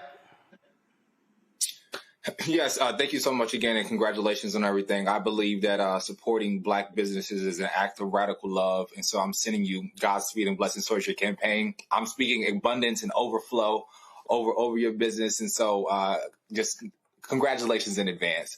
What has this experience taught you about these challenges faced by Black-owned businesses, and how can communities and policymakers step in to support entrepreneurs like you in times like this? Ooh, I love that, community and policymakers. There are programs that are offering grants right now. I think we need more of them, right? I know there's a grant for manufacturers right now for $100K. If the deadline was October 31st, they extended it. I'm seeing some brands do different things. I know New Market Tax Credits had something where if you move to a certain impoverished area, you would get a grant. And so we operate actually in one of those areas. So more programs like that, I think, would help from a policy perspective. And then you also asked, am I missing it? You asked about what can policymakers do, and then you asked what the community, what has this experience taught you about what Black-owned businesses face in times like this? So yeah, this is so good. So a lot of times, what I was doing when I initially started Curlmix, I originally wanted to be a tech founder, and then I moved over to the venture track. And, a lot of times we want to play like the white boys. We want to raise the money and go after the big goals and not focus on profit. And then when you get into a bind or a crunch, everybody's like, well, why aren't you profitable? And I'm like, what do you mean? That wasn't the requirement. The goal was growth. We were growing. But the thing is, for Black founders, there's no Series B and C and D, and you're not going to have that follow-on funding. So you're almost handicapped from jump. So when you raise your first angel round or your first Series A, you need to switch to a profit track immediately. And that was not something I was taught or learned or knew. And I think, Black founders almost have to focus on profit from day one, which ultimately limits the kind of business you can build. It gives you more freedom personally, but it means that you're not going to build a billion-dollar company in 5 to 10 years. It's probably going to take you 20. And if I had known that sooner, I would have functioned so differently. I would have raised my crowd fund, and I would have not raised an institutional round. I would have focused on profit from that moment on. And the thing is, I would have had to have been going against the community, my peers, the other investors, who's telling you to grow. And I would have said, no. Let me just cut and focus on profit. But that was not the conversation at the time. And I think I didn't trust my own instincts. I'm listening to lots of cooks in the kitchen, and I think that my lesson was to trust myself more in that. And it doesn't matter that I'm young, you know. You and your gut know what the right direction is for the business. And I think that was my biggest takeaway, my biggest lesson in this process. You know, it's interesting you say that because, listen, I've had multiple people come to me since we launched saying, oh, you need to go do a raise. You need to do a crowd fund. I've had 2 different crowdfunding companies approach me. And I remember having a conversation with somebody at the beginning of the year. And Mark Halperin had gotten $3 million or something like that from some Russian oligarch. I don't know what the hell he got. And this person said, man, y'all should, you should be doing the same. But, folks like Roland, you trying to hold on to equity. This person said, I'm willing to invest $100,000. And I saw it and I started laughing because what the person hadn't even realized is in that particular month, our donations from our fan base was at $58,000. That was just on Cash App and Square. So it was just 2. It wasn't Venmo. It wasn't PayPal. It was just those 2. And the reason I thought that was hilarious because what the person didn't understand was, oh, sure, I can go out, give up 20% of the company. I can go raise $3-4 million.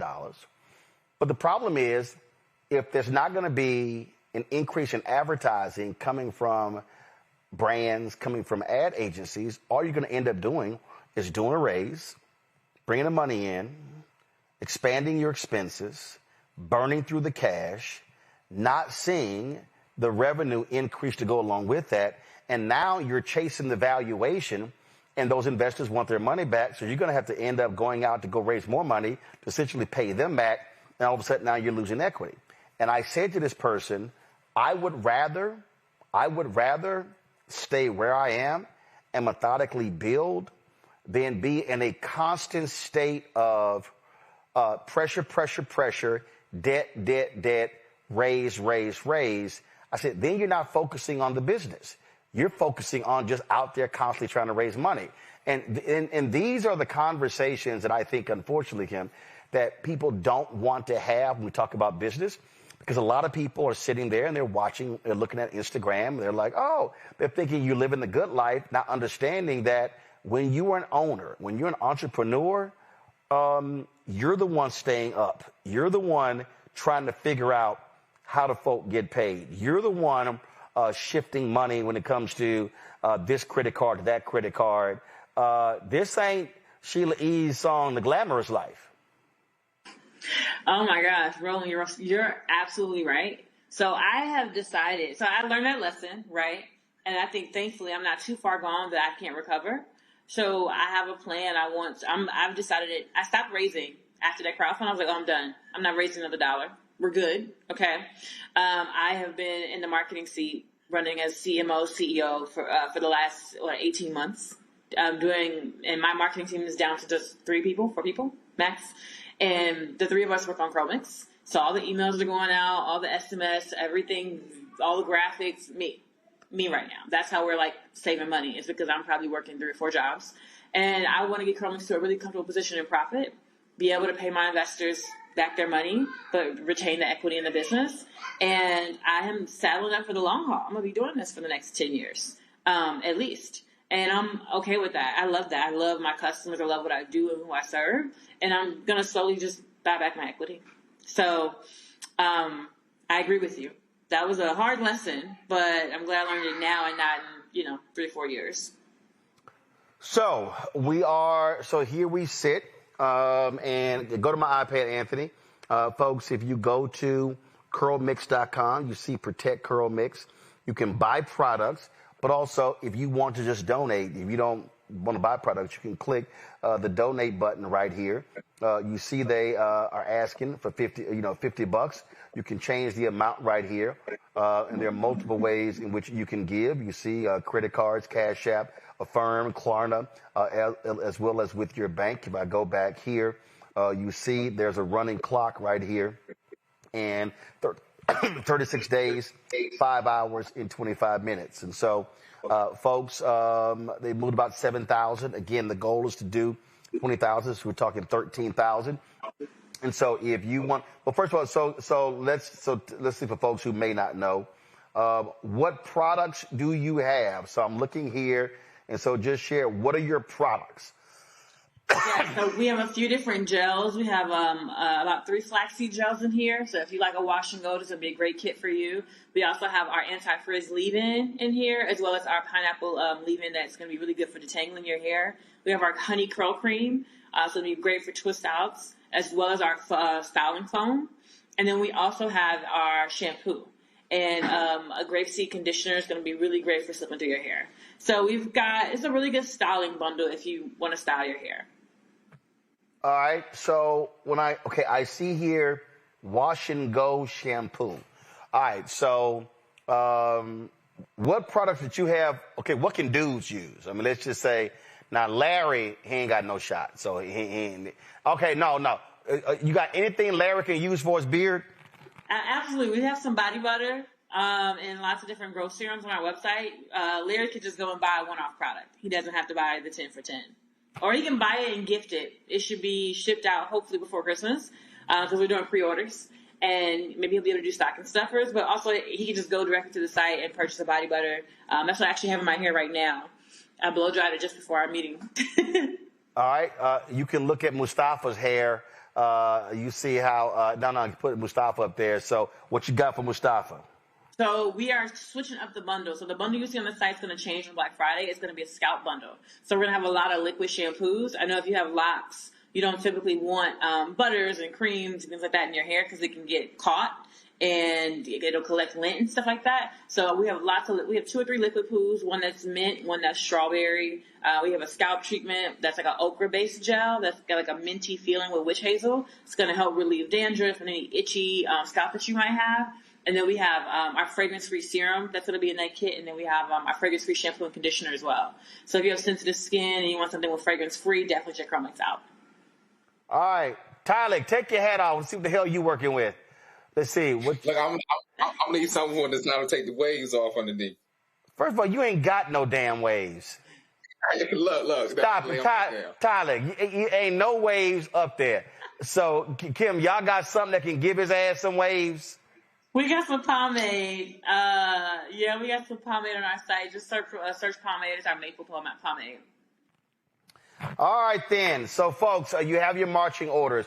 The site, curlmix.com, curlmix.com. You see all of their socials right here. Of course, LinkedIn, Twitter, Facebook, Instagram, YouTube, TikTok, Pinterest. That's all of their products. So, again, Kim, keep us abreast of how y'all do hitting your goal. Thank you so much, Roland. I appreciate you. Appreciate it. Thanks a lot.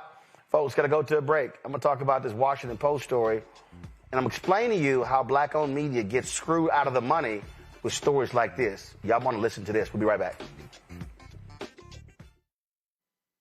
This week on the other side of change. Book bans, anti-intellectualism, and Trump's continued war on wisdom. This is a coordinated backlash to progress. At the end of the day, conservatives realized that they couldn't win a debate on facts. They started using our language against us, right? Remember when we were all woke and the woke movement and all that kind of stuff?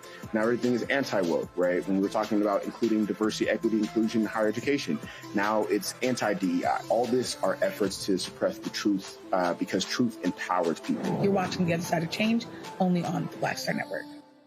What's up, y'all? This is Wendell Haskins, a.k.a. Win Hogan at the original T Golf Classic. And you know I watch Roland Martin Unfiltered.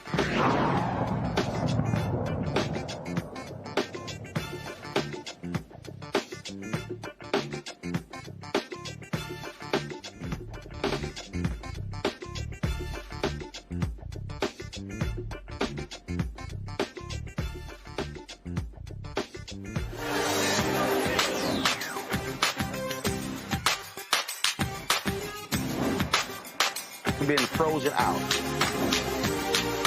Facing an extinction level event. We don't fight this fight right now. You're not going to have black-owned media.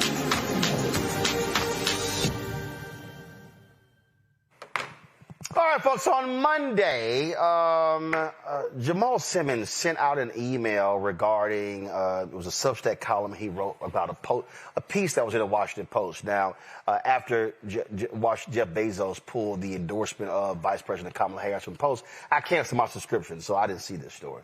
But this is the story right here. I want y'all to check it out. So the story says how Democrats are building their own digital media army. The 2024 election spurred Democrats to seek out podcasts and social media creators to spread their message and catch up with their Republican counterparts. Now, I sat there. Now, you see this graphic right here. And so you see they have the guys with Midas Touch, Brian Tyler Cohen.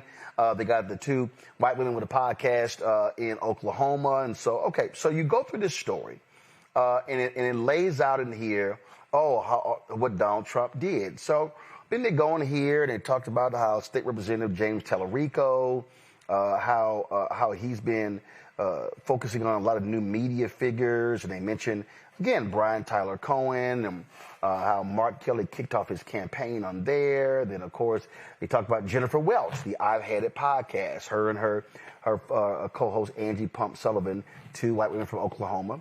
They've got 1.4 million YouTube followers. And so all of a sudden, you see right here. So look at this right here. So they got Midas Touch, 5.58 million. Jennifer Welch, 1.43. Aaron Parnas on TikTok, 4.6. Brian Tyler Cohen, YouTube, 4.91. Heather Cox Richardson, 2.7 million. So you're sitting here, you're like, man, okay. All look the same, huh? Okay, so then all of a sudden you go into this article here. And then you see them talking about PragerU, which I told people about, and all these other different groups, the Federalist Society, Daily Wire, all these right-wingers I've told you about. And so look at this here. They said the opportunity has proved so lucrative and the mainstream media environment so weakened that established figures such as Chuck Todd, Katie Couric, and former MSNBC hosts have reimagined themselves as independent media personalities. Interesting. They mentioned Joe Rogan and Theo Vaughn, and they mentioned Tara McGowan, founder of the Courier Newsroom, a conglomerate of liberal local news sites. And you go on and you're looking at this story and you're seeing more. And then, again, they got all these different people. And look at this here. Before sitting with Chris Matthews, an MSNBC anchor turned Substacker, 14,000 subscribers, and Katie Fang, a former host with a YouTube channel, 436,000 subscribers, powered by the Democratic Midas Touch Network, 5.6 million YouTube subscribers. Mamo joked, this guy, let's see, I didn't see his name, Andrew Mamo. And so Mamo joked about all the funny back-to-back lineup of MSNBC refugees trying to build audiences on Substack. They go, Democratic operative Scott Dworkin, 236,000 Substack subscribers. And then they're sitting here just going on and on and on. They're mentioning all of these different people. And you know, they've got this, that, and the other. And they've got, let's see, suspect Catherine Valentine, who oversees news and politics at the company. And then you keep reading this story, and you're like, oh, look at it. Todd, a former host of NBC News' Meet the Press, who now runs an independent podcast, said candidates seek him out rather than the other way around. He suspects his established media credibility offers validation in donor circles, even as he insists his YouTube audience makes him just as mainstream as any cable network. Okay. And so it goes on and on and on. Talk about ambitious Democrats and beat Pete Buttigieg appearing on this one particular show. And it goes on and on and on. And Kyle Tharp and all these other different people. And you just see, and you go on, you're reading it. And the article is done by Dylan Wells and Sarah Ellison. Y'all notice no black people. It's interesting. None. Now, I found it interesting is that Dylan Wells follows me on Twitter. Yep. I don't know Sarah Ellison, but Wells does. Okay. So that's interesting. And so then I remembered seeing this other article. And I just want you, I'm going to connect the dots here, y'all. April 2nd, the New York Times did a big piece on Chuck Todd. and the whole piece was on Chuck Todd wants you to meet the pods. Go to it. Here we go. So he's interviewing Fetterman, and come on, go to my. You see this right here, and so you go up and you see this this article, and it's talking about after leaving the corporate home of Meet the Press, Mr. Todd is embarking on a career as a media entrepreneur. He has a podcast and a YouTube channel. He plans to hire other hosts for a podcast and video network focused on politics and culture. He also said he was working with an advisor from a major financial firm to build or acquire a company focused on community news. Let me see. The article was written by Benjamin Mullen. And it says, look at this here. That's right. Mr. Todd said he was adjusting to the realities of digital entrepreneurship and full-time podcasting. It's all this stuff. All this stuff. Oh, man, all this stuff. What Chuck Todd is doing. I mean, God, it's amazing. And again, I see all these stories in how Chuck Todd is being mentioned in all of these stories. And so, so the Washington Post and the big article in the New York Times. Go to my iPad. Y'all see this here? Chuck Todd's got 49,000. Let me go ahead and just click this button right here. Chuck Todd has 49,500 YouTube subscribers. And since he's joined, he's done 5.3 million views. All right, it's respectable. What's missing? Isn't it interesting how you read these articles and they happen to don't mention any black people? I mean, I'll just give you an example. So, you know, Joanne Reed lost her show at MSNBC at the beginning of the year, and she eventually launched her own Substack and YouTube channel. And if you click this button right here, you will see that Joanne Reed has 359,000 YouTube subscribers. Okay. So, you know, you got that. And so, you know, Don Lemon, he got fired at CNN and, you know, took home a huge check. He's doing his own thing. And so, let's see here. Checking right here, looks like he's got 1 million YouTube subscribers. Okay. All right. So, there are other black people out there who are creators who are doing some great things as well. And so, I think about, you know, what we built here in 7 years at Roland Martin Unfiltered. If I would check right here, let's see right here. Oh, wow. 1.89 million subscribers. No mention in any of those articles. Benjamin Mullen hasn't called us to do a huge profile in the New York Times. So he writes a story on how Chuck Todd launched a podcast and a YouTube channel and plans on hiring others to do shows on a network. You mean like what I did? You mean like run the Greg Carr promo? You mean like this show?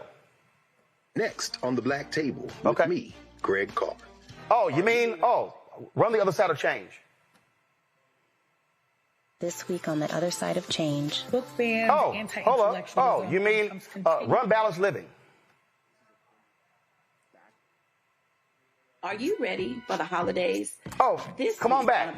Give me the Rolling with Roland. Give me one. I don't care which one. Show me one. So that's 3 shows. That's 3 shows.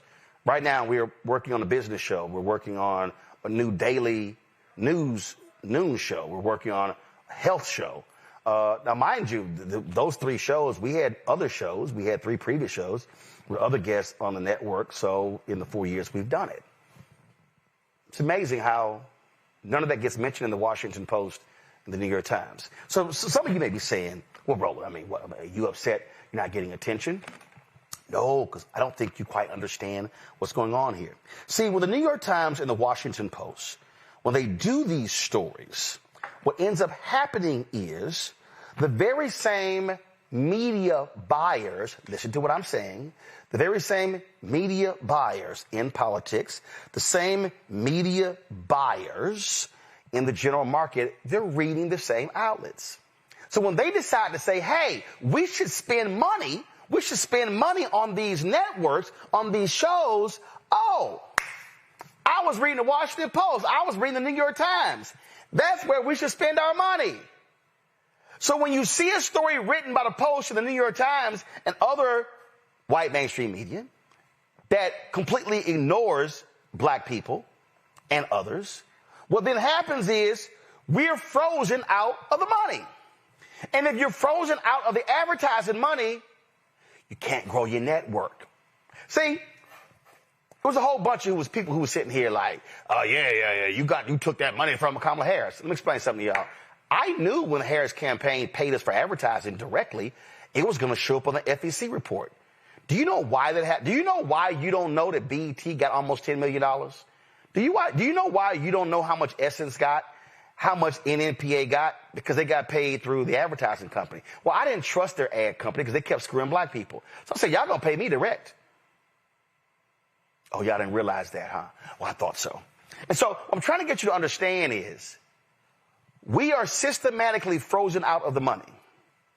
And then when we're frozen out of the conversation, we're also frozen out of the money. Y'all, next year's a midterm election. Do y'all know that probably on the small side, $8 billion is going to be spent on these campaigns? How much you think black-owned media is going to get? It's going to be a massive election in North Carolina and Georgia. How much you think black radio stations, those small little black gospel stations, black newspapers, black digital outlets are going to get? Comcast's going to get paid. iHeart's going to get paid. Sinclair's going to get paid. Tegna's going to get paid. All these major media companies are going to get paid. Right now, all these Democratic operatives are lining up trying to figure out how they're going to place money on all these podcasts. Are they going to come here? No, we already know Republicans. Oh, yeah, some of y'all are saying, what about the Republicans? What about the Republicans? Why you always talking about Democrats? Well, because the Republicans ain't trying to spend money on black people. Oh, but actually they are, because you know what they do? The Republicans go to YouTube. That's why y'all know, y'all saw Republican commercials running on my YouTube channel before I went live. So what they did is they said, hey, YouTube, Google, we're going to do this big ad buy. I want to buy ass time on all these black shows. See, y'all didn't realize how the game works. See, this is why I call these people out. This is why I call out the Washington Post and the New York Times, because they never include black people. And so when they're speaking to the wider audience, that's why we don't actually get the money. So when I'm talking about where's our money, and then a lot of y'all are sitting here saying, man, he always on the air begging. Well, guess what? If we got our fair share of advertising, I wouldn't have to ask for donations. We would easily be doing, the size that we are, we would easily be doing, $8 to $10 million a year. Easy. Easy. See, some of y'all are sitting here thinking I'm just, oh man, you just saying this. No, I'm arguing on behalf of black people. I'm arguing on behalf of us getting paid. I'm arguing on behalf of us not being frozen out of the money. And we are systematically frozen out of the advertising money, and it happens over and over and over and over again. And if y'all think I'm lying, I just pulled it up. This is the YouTube weekly top podcast for November 10th through the 16th. Joe Rogan, Midas Touch, okay, they progressive. Then let's see here. Sean Ryan, Kill Tony, Rot Mango, look, Tucker Carlson, Pat McAfee, Brian Tyler Cohen, he's progressive. Let's see, PDB podcast, right wing, Theo Vaughn, right wing. I've had it. They had 18, I got them. All right, cool. So you keep going. And, first time you get somebody black, Shannon Sharp and Ocho, Nightcap. Then you keep going. And let's see, who's the next? Look at Megyn Kelly at 31. Let's keep going. I'm looking for, we got the Bulwark, formerly Republicans. I'm still looking for some black people. Let's see here. 85. Hey, that's my man. That's DC Young Fly, all my guys, Chico Bean, all them at 51. This right winger, Devory Dawkins at 52. Neil deGrasse Tyson, 54. Y'all notice you ain't seen no black-owned news. You ain't seen it. Oh, Joe Budden, he had 62. Entertainment, here we go. Look at this here. Oh, who's at 69? Only black-owned media, only black-owned news show on here. Club Shay Shay at 72. All right, 5:20 in the morning. Jeff Teague, that's those guys. Jadakiss and Fat Joe, 75. Let me keep going. I'm going to keep going. I'm trying to see anybody black on here. That's it, y'all. So you mean to tell me they did, Washington Post did this big old story on these progressive, whatever you want to call it, because I ain't never identified as Democrat or Republican. And the only black news show is right there. And the New York Times has never in 7 years called us about a story. The Wall Street Journal has never called us to say, how in the hell did you build it? How in the hell do you have a 5,800 square foot studio 2 blocks from the White House and all the things that y'all doing? Y'all, when we get ignored in these stories, that's how we also get ignored from the money. Let's go to my panel. Mustafa, you know how this game works. You've been in the environmental game. You understand the billions the environmental lobby spends on media. And you've been fighting those folks saying, y'all gonna cut black folks in? Yeah, and when we take a look at the numbers, you know, you and I have talked about it before, it's probably about 1% of all those dollars that flow that actually make it to black and brown media and individuals who are trying to make sure that they are, you know, bringing the stories forward to our community in an authentic way. You know, I always tell folks, you got to just look at this stuff in a really real way. Erasure doesn't just happen on one side of the ledger, right? It's not just Republicans who do erasure. We also got erasure going on the Democratic side. And yeah, folks not going to like it. Yeah, I'll get phone calls later on. But the truth is the truth. And there's whitewashing also. We saw that with that article. When I saw that article come out, I was like, all the words that came in my head was alabaster and milky and uncolored and porcelain and snowy and a number of other things to describe what I was seeing in front of myself. And we see it in every particular area that we work in, that there still is this growth that has to happen. And unfortunately, nobody is coming to save us. And that's why I appreciate so many of the folks who are investing in the Black Star Network, that they're saying, you know what, we understand these dynamics. It's not right. And yes, it has to change, but we will also make sure that we are investing in the folks who invest in us. But we've got to speak out about this, Roland. It shouldn't just be you and a couple of other folks who actually continue to pull this stuff forward. Each and every one of us. I often say that we've got to stop funding our own oppression. And what I mean by that is, if these individuals, if these institutions are not going to make investments inside of our communities, then we have to take our dollars away from them until they change how they do business. Larry, billions are going to be spent next year. And I'm telling you, listen, Larry, I'm telling you, we are going to get screwed again. But they're going to want our votes. And what I keep saying is that's the equivalent of saying y'all are sharecroppers. Don't till that soil, but we're going to make that money from the sale of the product. Yeah, and we're looking to be free, Roland, particularly the importance of the midterms. And listen, you've been doing this for a long time and having a well-established relationship in journalism. Well earned. And what you know, I know we've talked about this on the show a few times. But, you know, Democrats can't show up at black churches on Sundays, a few Sundays before election, expect black folks to show up. A lot of black people watch your show from all different backgrounds. I have family members, friends, etc. And so if you want to invest in the backbone of the Democratic Party, which is the black community, you have to invest in one of the few options you have when you know that black people are watching and getting the information they need. The Democrats cannot reverse what we've seen over the last couple of months if they don't invest in black media and black folks don't see what's happening and we don't reverse some of the trends we saw in the last election, last November, in terms of the turnout in the black community.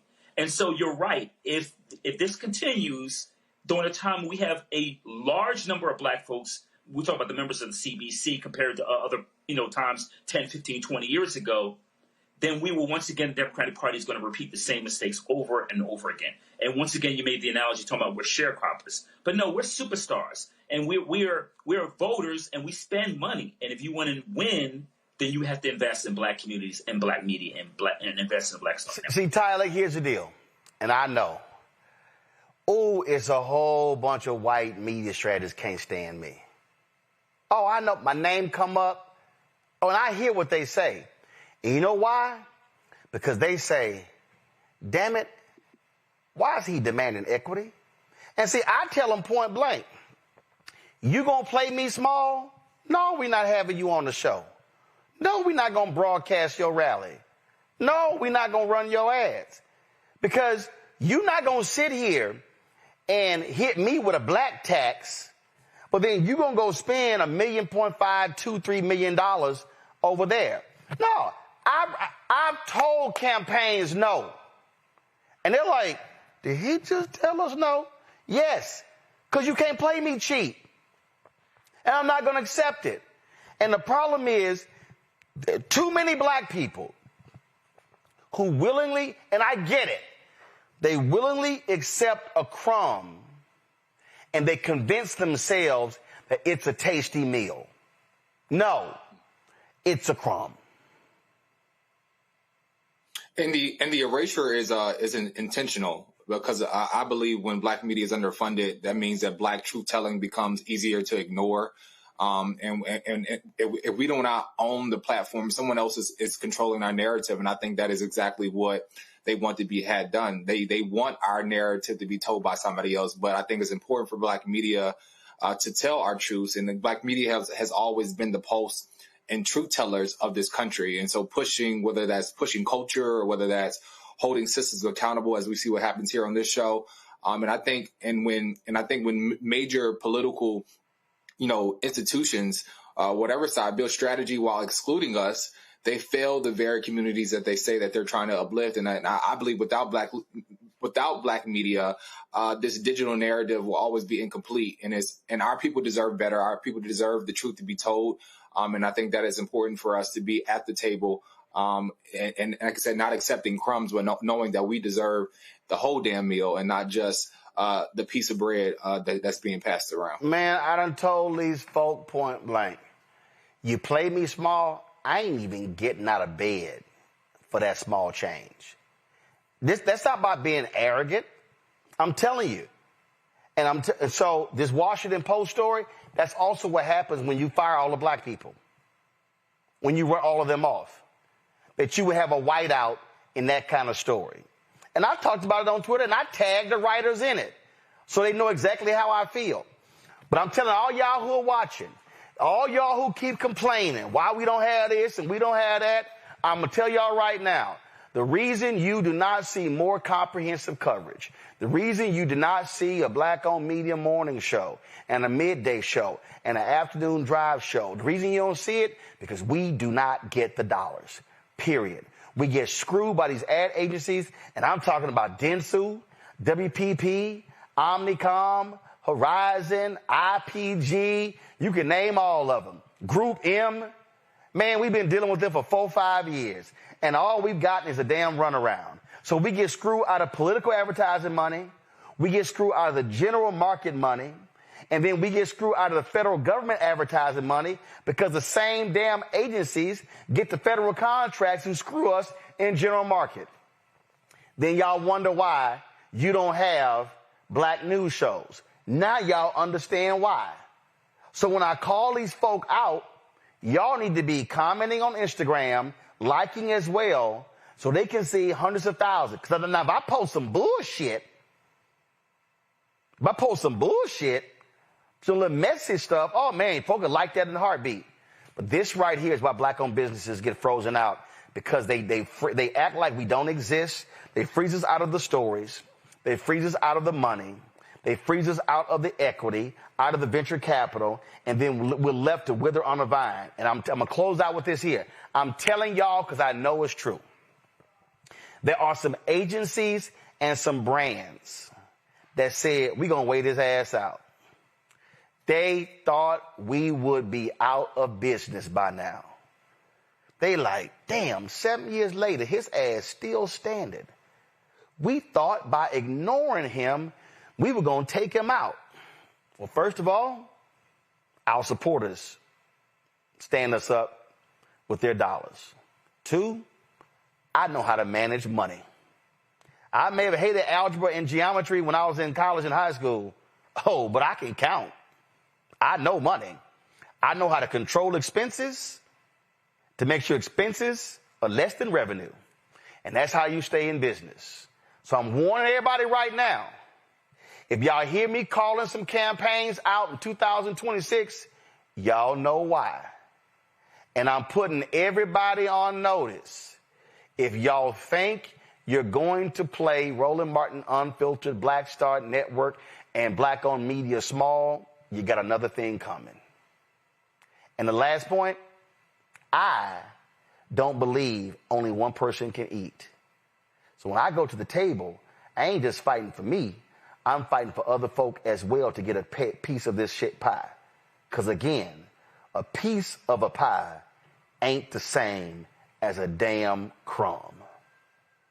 We come back, our Shop Black Star Network business owner with some toys focusing on STEM. Back in a moment.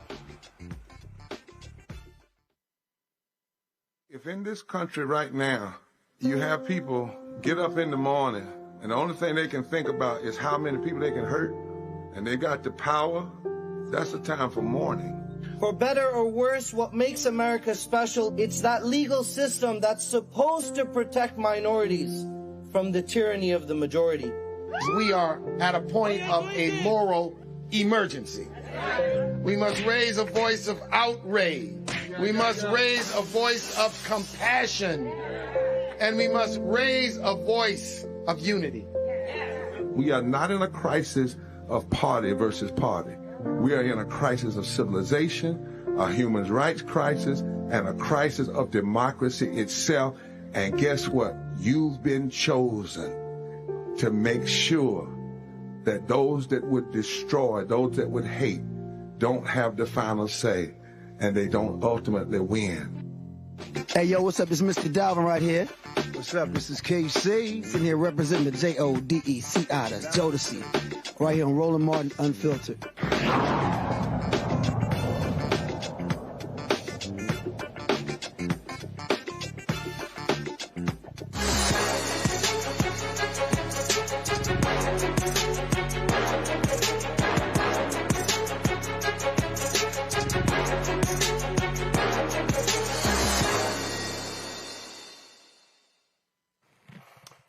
Folks, Black Friday is happening this Friday, and of course, a lot of people are going to be focused on shopping. Y'all know y'all are. Now, even though we were trying to tell y'all, don't go to Target, but we know what's going to be happening. Folks are going to be out there.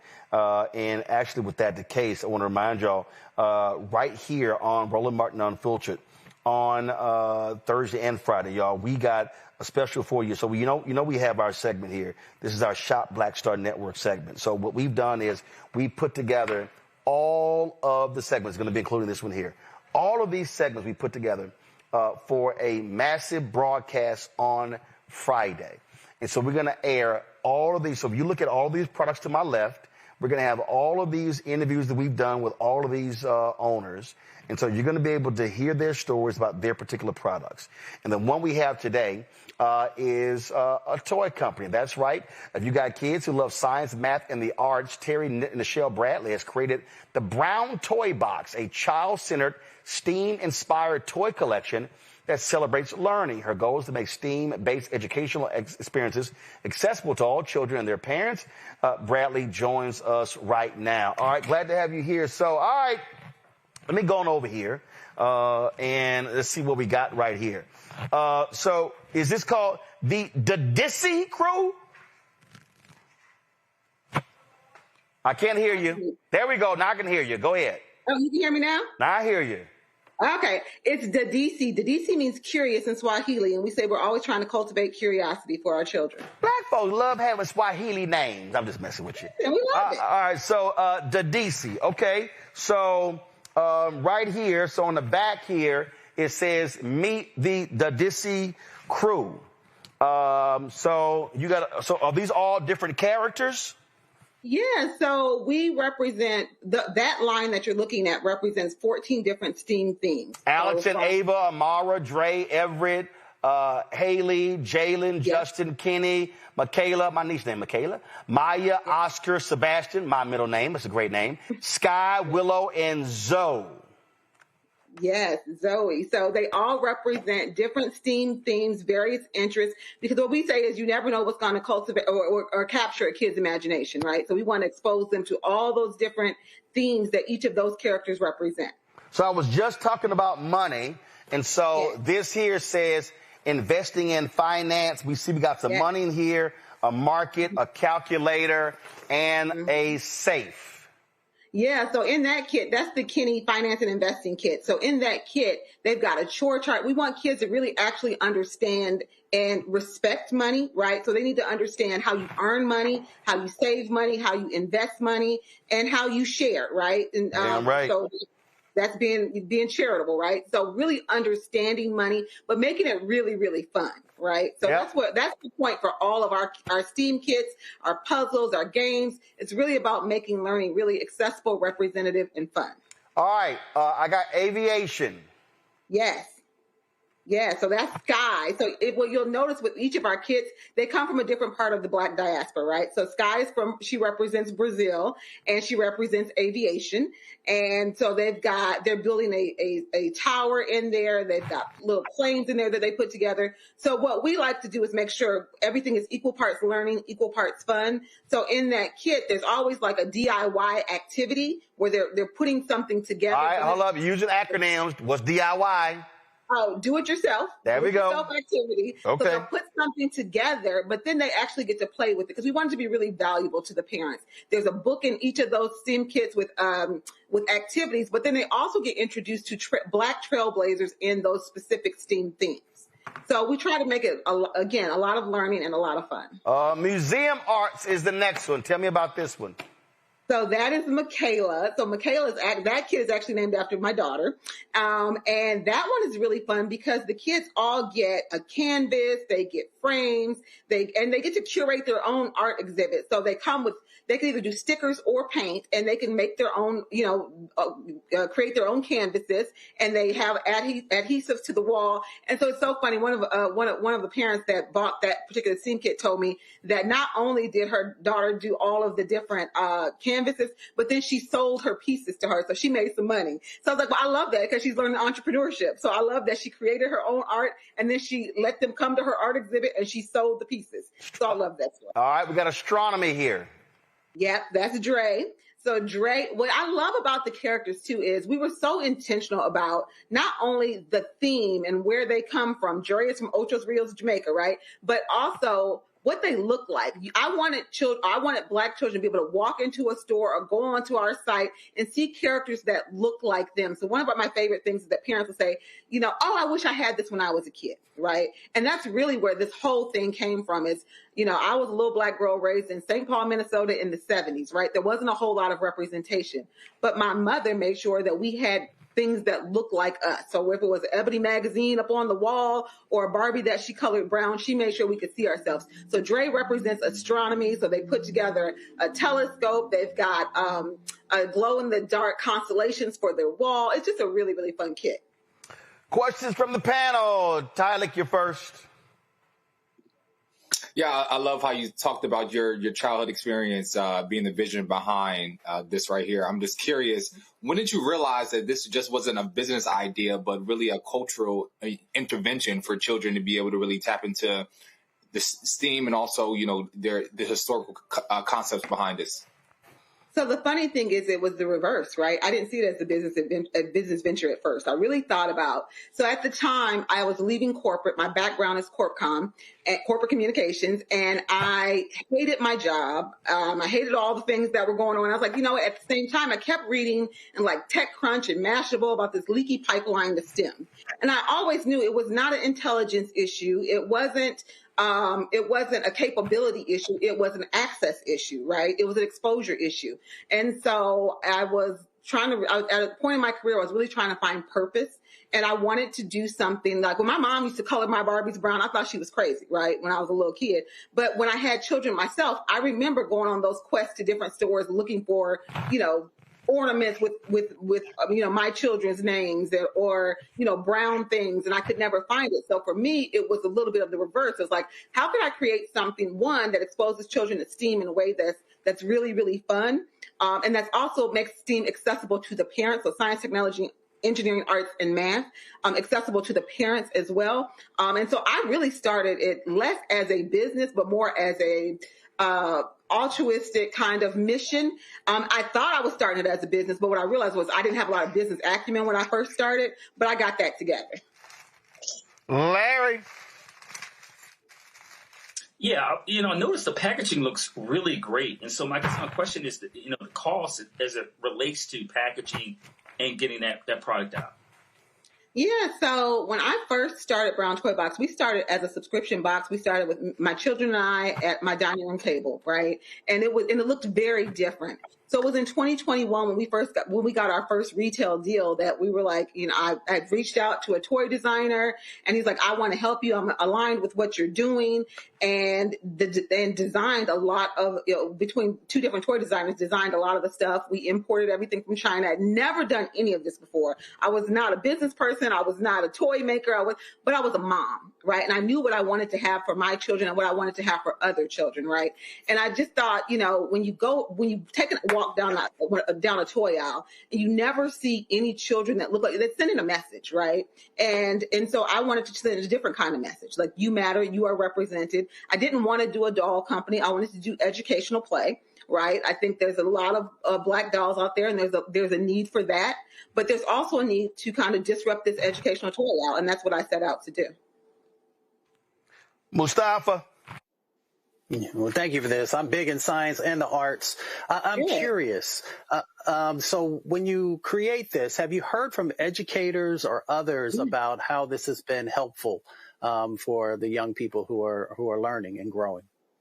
Yeah, absolutely. So when I first started Brown Toy Box, we did a lot of high-touch testing in elementary schools, right? I wanted to make sure that we were on the right track. So we would take our products. So it was really focus grouping in schools, right?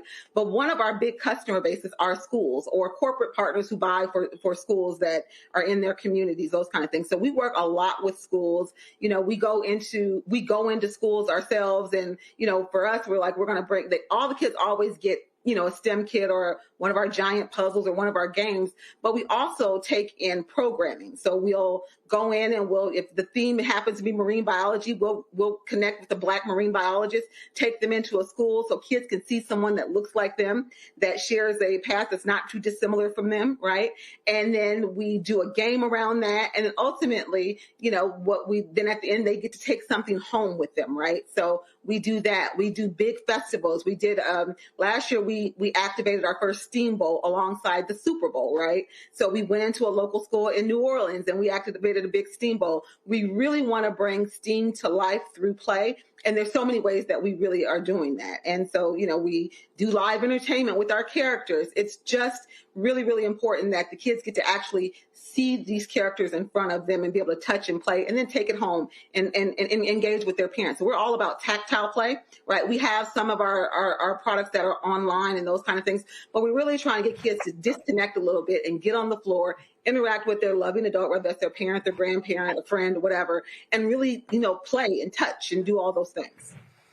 All right, folks, if you want more on these toys, go to shopblackstarnetwork.com.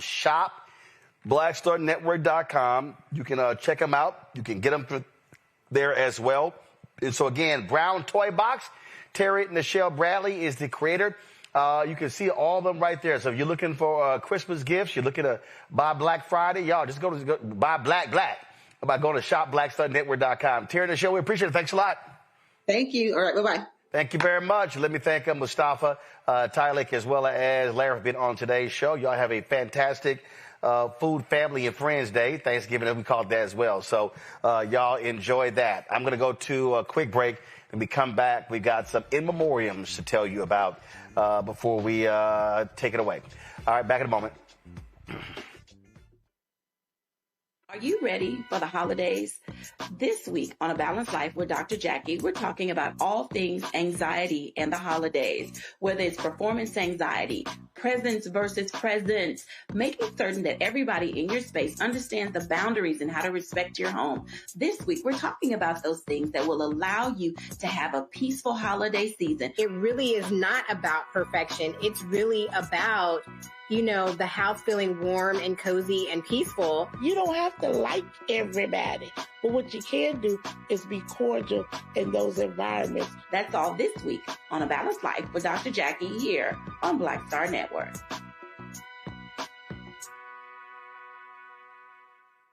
Hey, yo, what's up? This is Mr. Dalvin right here. What's up? This is KC. Sitting here representing the JODECI, that's Jodeci. Right here on Roland Martin Unfiltered.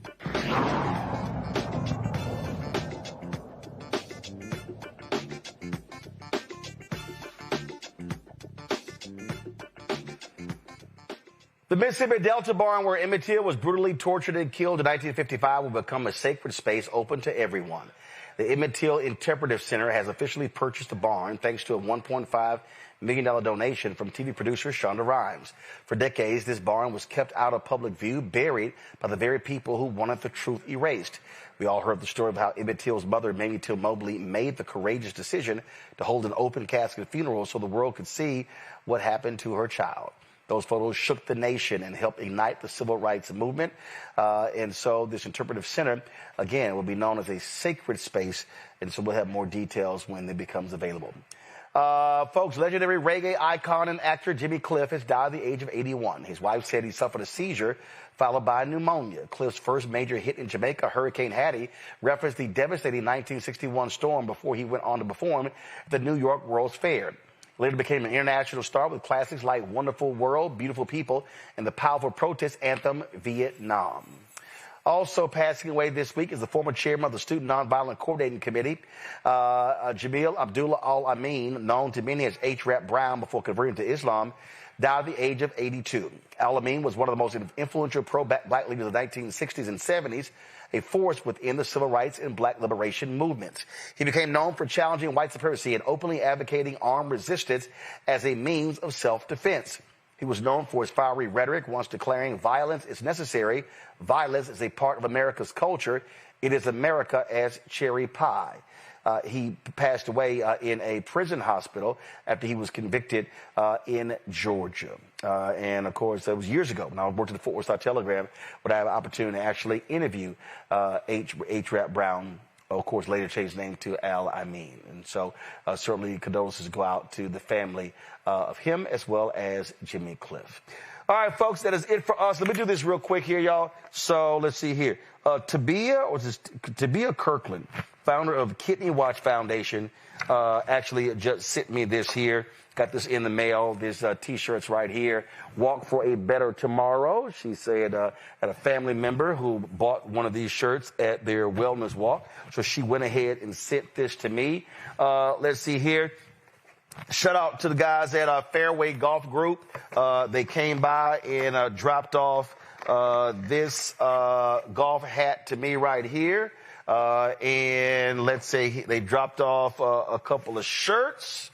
Let me show you this here. So this is one of the shirts they dropped off right here. Pretty cool. That's a real nice fabric right there. This one right here is also nice. Close to black and gold. Close to it. Now, this is a nice fabric. I'm going to tell you right now. If you're in the Texas heat, this sucker's going to be rough. But this will work in cooler weather. They also left a fairway bag, and then they also their golf towel right here as well. Let me shout out. Let's see here. Who is this here? This is All right, so they sent a whole bunch of stuff in here. I don't know what we got. We got cards in here. I'm trying to figure out who this is from. Ava's Crafty Creations. So Ava sent me this stuff here. So y'all, Ava sent me a water bottle that got Scorpio on it. Smart, black and gold. She also sent me this one here, a water bottle with my picture on it, and also White Fear is on here as well. Where is it? Y'all can see it right there. So that's pretty cool. And let's see here. She sent me some shirts. This is pretty funny right here. This one says, Roland Martin Unfiltered, speak up now. You can't be black-owned media. I'm going to have to help y'all out. So you said you can't be black-owned media. It needs to be owned and be scared. But you're absolutely right. You can't be black-owned media and be scared. So then also appreciate this Roland Scorpio shirt. Pretty cool, pretty cool. Thank you so very much. I got this in. See, who sent this to me? Is there a name on here? Is there a name on here? Dion Campbell. Dion, thanks. Dion sent me this shirt right here. I'm rooting for every HBCU. All right, Dion, that's pretty cool. Pretty cool. Okay, so this came in the mail yesterday. This is Cassandra Miller from Buggy's Boutique. She sent me, her alma mater is Kentucky State, 1886. And so she sent me this. And she said, we are the small HBCU on the Hill. Please wear this sweater with extreme pride. Forward me a photo with wearing it. So this is the sweater she sent right here. So I appreciate it. It looks great. Cassandra, here's the problem. I only wear HBCU gear on the show of an HBCU I've been to. I've spoken at a broadcast from. So Kentucky State, y'all need to invite me to your campus for me to rock the gear. So again, I appreciate it. It looks great. That's a Norfolk colors as well, plus Wilberforce. So I appreciate that. So yeah, Cassandra, tell Kentucky State, invite a brother, and then I'll definitely rock the gear. But I appreciate that. I'm gonna add that to my other HBCU stuff. Oh, the shirt I'm wearing right here. Hold on one second. Christy Riggs, she made this for me. Christy Riggs made this for me and sent it to me. And so she wanted me to wear a Howard University shirt, but she knew it's probably got a better chance of me wearing black and gold. And so I was playing the golf tournament at Howard's homecoming, and she had this delivered to the Langston Golf Course. So, Christy, I appreciate you making this black and gold Howard sweater for me. Folks, that is it for us. We're going to have a best of show tomorrow. Y'all are going to enjoy this. The best roast on the show. Oh my God. I'm talking about, y'all know I lit some folks up on this show. Lord, I lit them up. So you know Philip from Indianapolis? Yeah, he made the cut. Remember that crazy ass Mark, Black Lives Matter from Rhode Island, where he's from? Yeah, he made the cut. So we putting that show together. Y'all gonna enjoy it. Thursday or Friday, I can't remember which day we're gonna run it. So Black Friday is, of course, people are gonna be shopping. Some people should be staying at home. We want y'all to buy black. Okay, so what we've done is all these black-owned companies you see right here, the toys and all to my left here, all of these people on Shop Black Star Network, all these black-owned businesses, we're going to have a 5-hour show. We put all these shows together so you can be able to buy on shopblackstarnetwork.com. You can see the shows as well. We're going to be streaming it all throughout the day. So y'all check it out. Black Friday, buy black. We're going to be featuring Shop Black Star Network businesses on this special. You don't want to miss it. So it's going to be pretty cool. All y'all people on YouTube, y'all should be hitting the like button. So I'm traveling to Texas, looking forward to seeing my family. Y'all enjoy your friends and family. Have an absolutely great one. Texas A&M plays Texas on Friday, 7:30 p.m. Eastern. We're going to spank that ass. Just letting you know, Matt Manning. So looking forward to that. And so, again, folks, I appreciate it. Again, I'm so thankful for our audience, people who watch this show, who support this show. We are consistently in YouTube's top 100 shows. And so that's because of this audience. And so, man, folk do an amazing job. So, hey, we want y'all to keep supporting what we do. If you want to help us get to our $1 million goal, I told y'all, these advertisers, folks, but they ain't spending the money they should be spending. And we are planning to launch a daily noon news show in January. We're working on launching a weekly health show, a weekly business show. That takes money. You got staff, you got personnel, you got hosts, all that good stuff. So if you want to support the work that we do, please join our Bring the Funk fan club. If you want to contribute via Cash App, use the Stripe QR code. You see it right here, bottom left-hand corner. As for credit cards as well, PayPal's R Martin Unfiltered, Venmo's RM Unfiltered, Zelle, Roland at RolandSMartin.com, Roland at RolandMartinUnfiltered.com. Check some money order, make it payable to Roland Martin Unfiltered, P.O. Box 57196, Washington, D.C., 20037-0196. Download the Black Sun Network app, Apple phone, Android phone, Apple TV, Android TV, Roku, Amazon Fire TV, Xbox One, Samsung Smart TV. Be sure to get a copy of my book, White Fear, How the Browning of America is Making White Folks Lose Their Minds. Available at bookstores nationwide. Get it online. Get the audio version I read on Audible. Also, you want to get our Roland Martin Unfiltered Black Star Network swag, go to shopblackstarnetwork.com. It's all there. Or again, support our black-owned products at shopblackstarnetwork.com. And, of course, download the app Fanbase. If you want to invest, simply go to startengine.com/fanbase, startengine.com/fanbase. Monday, I will see you live from Atlanta, Global Hope Forum. We're there Monday and Tuesday. Wednesday, I will be in New York for the Route 100. I was voted on the list this year. And then Thursday and Friday, we broadcast live from Montgomery, Alabama for the 7th anniversary of the Montgomery bus boycott. So a lot going on next week. Folks, y'all have a fabulous, fabulous holiday. Be safe. Have lots of fun. Dance. Enjoy yourself. Keep it real. Keep it black. And keep it unfiltered. I'll see y'all on Monday. Holla!